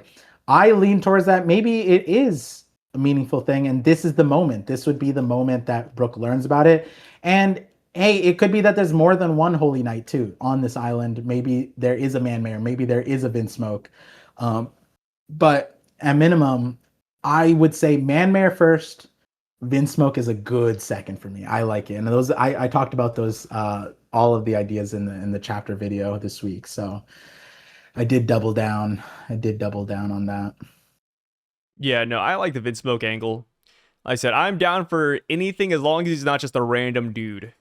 I'd even take Navy Admiral that Rock's killed, but I don't want that simply because it's like, well, if it's the Navy Admiral Rock's killed, he doesn't matter. Like, we're going to see this guy and we're just going to say, oh, I mean, he's gone. Like, when we have so many villains we got to flesh out, like, why waste it on that? You know what I mean? Just like, yeah, just make this a prominent character current day still. You know, if he's a Knight of God, he's immortal, we could just fight him later. Could be Brook's final matchup. Yeah. And also sending an admiral, like, it feels odd because, like, they didn't even send admirals for O'Hara. They sent vice admirals. Well, to be fair, we could say the same with Esperia. They didn't send a Gorosei, but here in Esperia, we got a Gorosei. Yeah, no, but I would say admiral and, like, Gorosei is an interesting thing because Egghead was a very, like, to equate the importance of Egghead and Esperia would be wild because then you'd be sent a Gorosei, sent an admiral. When else does that happen? Egghead. Well, that makes sense. He had like borderline ancient weapons. Well, to be fair, we got 5 Gorosei at Egghead. Right, no, but being sent to, you know, like on as a mission. As a mission, it was pre-designed. Saint Saturn and Kizaru went there as a mission. And the Gorosei came in, that was a completely separate thing. But like it made sense because it's like Mother Flame was there, the nuclear power plant was there. Vegapunk alone is very important. They wanted Vegapunk. His inventions, just the tie to Saturn and Vegapunk. But like to say that they sent a Gorosei and an admiral to Esperia, what was Esperia doing that could equal Egghead in any capacity? There's not. I can't at this moment. Musica sheet. It's got to be a Todd Musica sheet. Right. And so, like, if it's an admiral, that's one thing. But if it's Holy Knight, then it shifts its importance to, okay, the Holy Knight's coming here for slaves, to get the slaves to get heavenly tribute. We thought that. Remember, like a long time ago, we thought that the missions that the Holy Knights went on were to collect the heavenly tribute. And it's like, what happens if you don't get the heavenly tribute? Don't you send a Holy Knight? And it's like, okay, then that applies here. This is what is happening right here in the story. And then you add on that Shuri might be a Celestial Dragon kid, and it's like, okay, that makes even more sense to send a Holy Knight or a Holy Knight's kid. Then you send the exact Holy Knight. Hey, ex Holy Knight Man Mare, do you want to go collect on your kid and on our heavenly tribute that they're not paying? It's like, sure, I'll do that mission. And it's like, boom, that makes sense. So that's why I think Holy Knight makes more sense than Admiral. Just based off of like precedent. It's kind of wild. But like you said, like sending the Gorosei, that does add like an angle of unprecedentedness. That's like, what is Esperia getting? But like, hey, they already killed the king. So they either extracted the information or they're able to get whatever they need without Leuven being there, you know? But if they wanted Esperia this badly, I just, Fog is such a crazy way to go, you know? Yeah, I mean, it looks like they were trying to slowly whittle him down. I mean, even in this chapter, right, when it comes to Leuven, I doubt he's dead yet. I feel like he's gonna get a couple of Yeah. last things out. It looks like they're interrogating him, if anything. Right? He's done reverse Yeah. seed. He's gonna probably regenerate. They keep on stabbing him. It looks like they're interrogating him.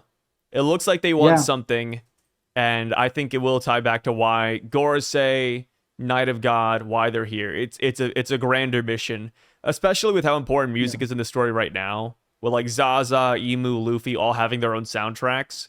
I'd be damned if Mhm. Esperia doesn't have something to do with all that. Yeah. Yeah. No, And that's again, true. that could even The tie into Zaza like angle. if Candel is evil, right? Why she could be here. Why it spent like Mhm. 20 years. It's like Cypher Pole again. They spent all those years trying to find something. Yeah. Yeah. No, the sound effect, the music, I do. I wonder when we're gonna get relevance to that. It might be next chapter, because that does ask or begs a different question of like, why is this flashback relevant to current Elbaph, right? And surely the Gorosei guy is gonna, give us that importance. What was important about this flashback in interrupting Loki Emu fight and putting this right smack dab in the center of the climax of Elbaph? There and right after this is right. So right after the Zaza reveal, this is the next chapter. 1183 is when we jump into Brook flashback, right?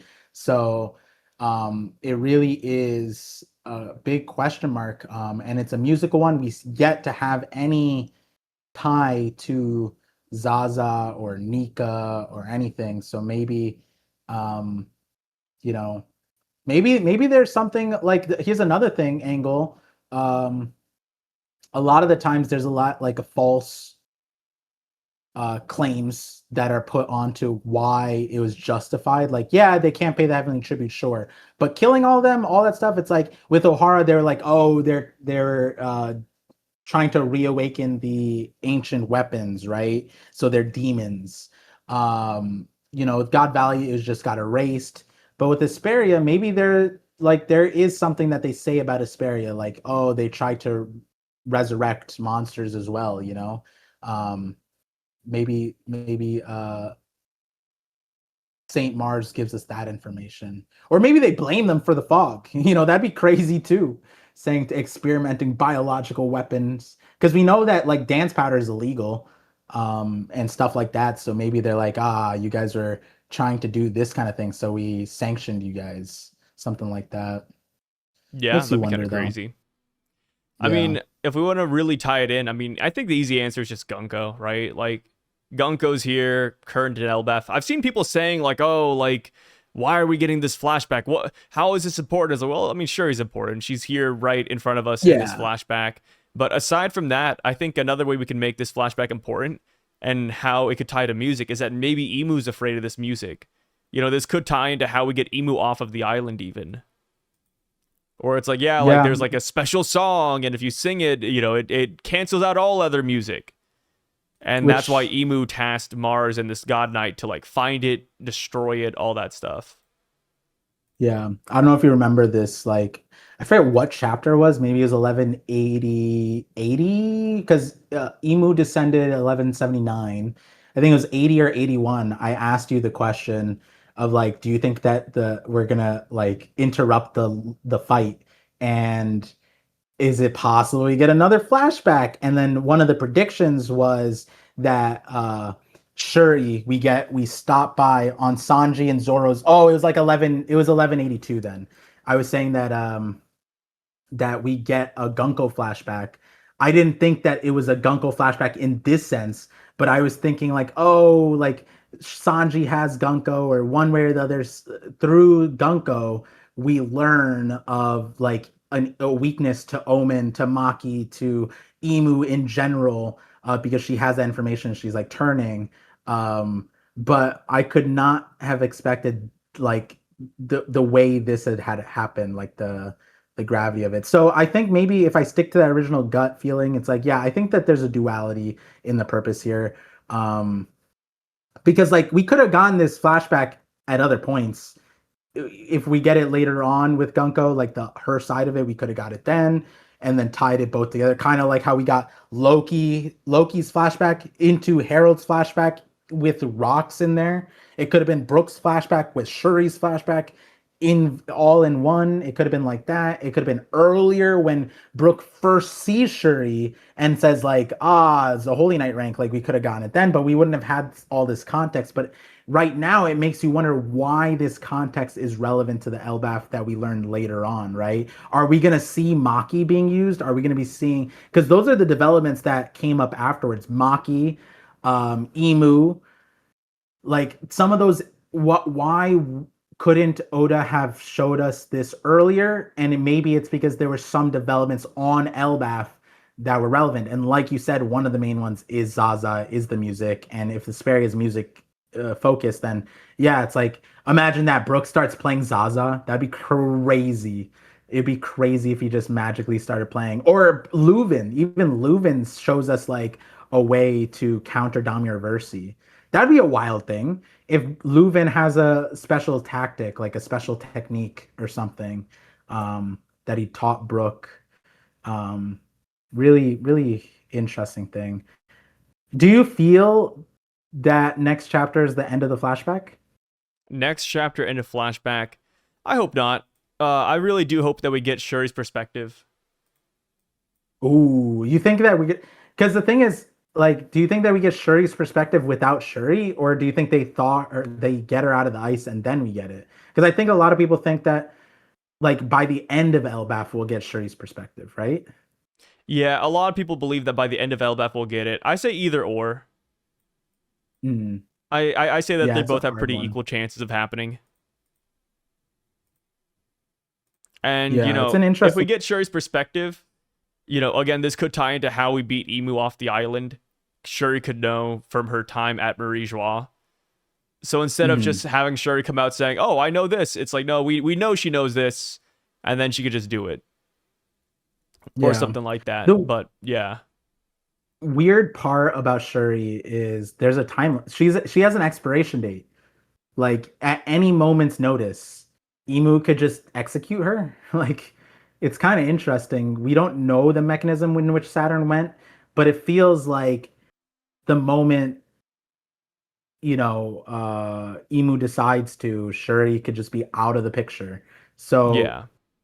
one way or the other, Oda can make that a meaningful thing, or he could just stall out. He could just stall out and give us the story later. But yeah, if we do get the story now, it wouldn't be like the Straw Hats wouldn't know yet. It would be kind of like something that we get, and then the Straw Hats figure out later on. Like the Brook, it confronts her, and then it says, and Shuri says one thing. It's like, no, that wasn't me. I was possessed. Blah blah blah. And then Brook's like, oh my god, thank God. But like all the other information isn't fully relevant to him or something. It could be Yeah. something like that. It could be something like that. And then we could get more at the end of Elbaph 2. Like we just get the parts that are relevant to like the current fight, and then afterwards, like we have the little catch-up portion with her and Brook. Hmm. We could play piece by piece. But I do think that her time in the Yeah. Holy Land will be very interesting, mainly because it's like, dude, Knights of God, Imu, weaknesses, all that stuff, all the families, like there's so much you could give. Yeah. Yeah. Yeah, never would have thought that Brook would be the vehicle in which this information came from. It's just, I think another thing is just how brazen the world government is. Like they just, if this is all a plot, that's crazy, But also just It better be worth it, man. yeah, yeah, it makes you really wonder. Mars, like how often do the Gors, like Oiko Kingdom? Gorosei probably was there. You know what I mean? If your place was erased from history, O'Hara's the exception at this point, where it's like the Gorosei, yeah, they were involved, but like they didn't show up. So like now it's like God Valley, Esperia. Now I'm thinking when we get Oiko, it's like, yeah, which Gorosei was there? It's probably Saint Venus. Saint Venus is probably the one there because he was so like samurai coded, Yeah, and it's like and Oiko is Tokyo. Tokyo. Yeah, Yeah. that'd be funny. So that's probably a theory in and of itself that we're slated to have Saint Venus arrive for some sword. Maybe he shows up for a sword. That's it. Yeah, that's where he gets the Shoda Getetsu. Yeah. Yeah, I wouldn't hate it, man. Honestly, yeah, that if we have a panel of got like a him before in a flashback? No, I don't think we do. Right? Saint Venus. Oh, in Heralds. In Heralds. He already has a sword, doesn't he? Oh yeah, I think so. You're right. Yeah. So Yeah, maybe he it's one went of there those for another things, reason though. yeah, maybe he got there for the wipe that his sword needed to clean. Like He he's wants the always like other that. Katetsus. He wants to Yeah, complete he's the searching set. for it. He was looking for it. Yeah. Yeah. Something like that. But with that being said, though, guys, we have reached the end of the chapter. Appreciate y'all for being here. As always, make sure to check out Par Vision. He'll be linked down below as per usual. And we'll catch you guys the week after because there is another break week. Love to see it. Oh my god, yeah. I keep Yeah. forgetting. Yeah. It's No a good chapter, break week man. for We're me. chilling. Big Yeah, chilling. it's a good break week, but still random. Feels weird. I think that's what makes the flashback a little slower too. Yeah, just that's what 'cause people the are saying. break weeks. They're saying the Yeah. flashback's good, but man, like we should have realistically, it would have been done already. Because, Yeah. Oda typically does 3 chapters and then he's like, okay, break. Realistically, we should have had last chapter, this chapter, one more chapter, and then break. But because it's like break, it's like it feels a lot longer than it is. Yeah. But that's the game, dude. But yeah, we'll catch y'all later. Peace out and stay safe, guys. Peace.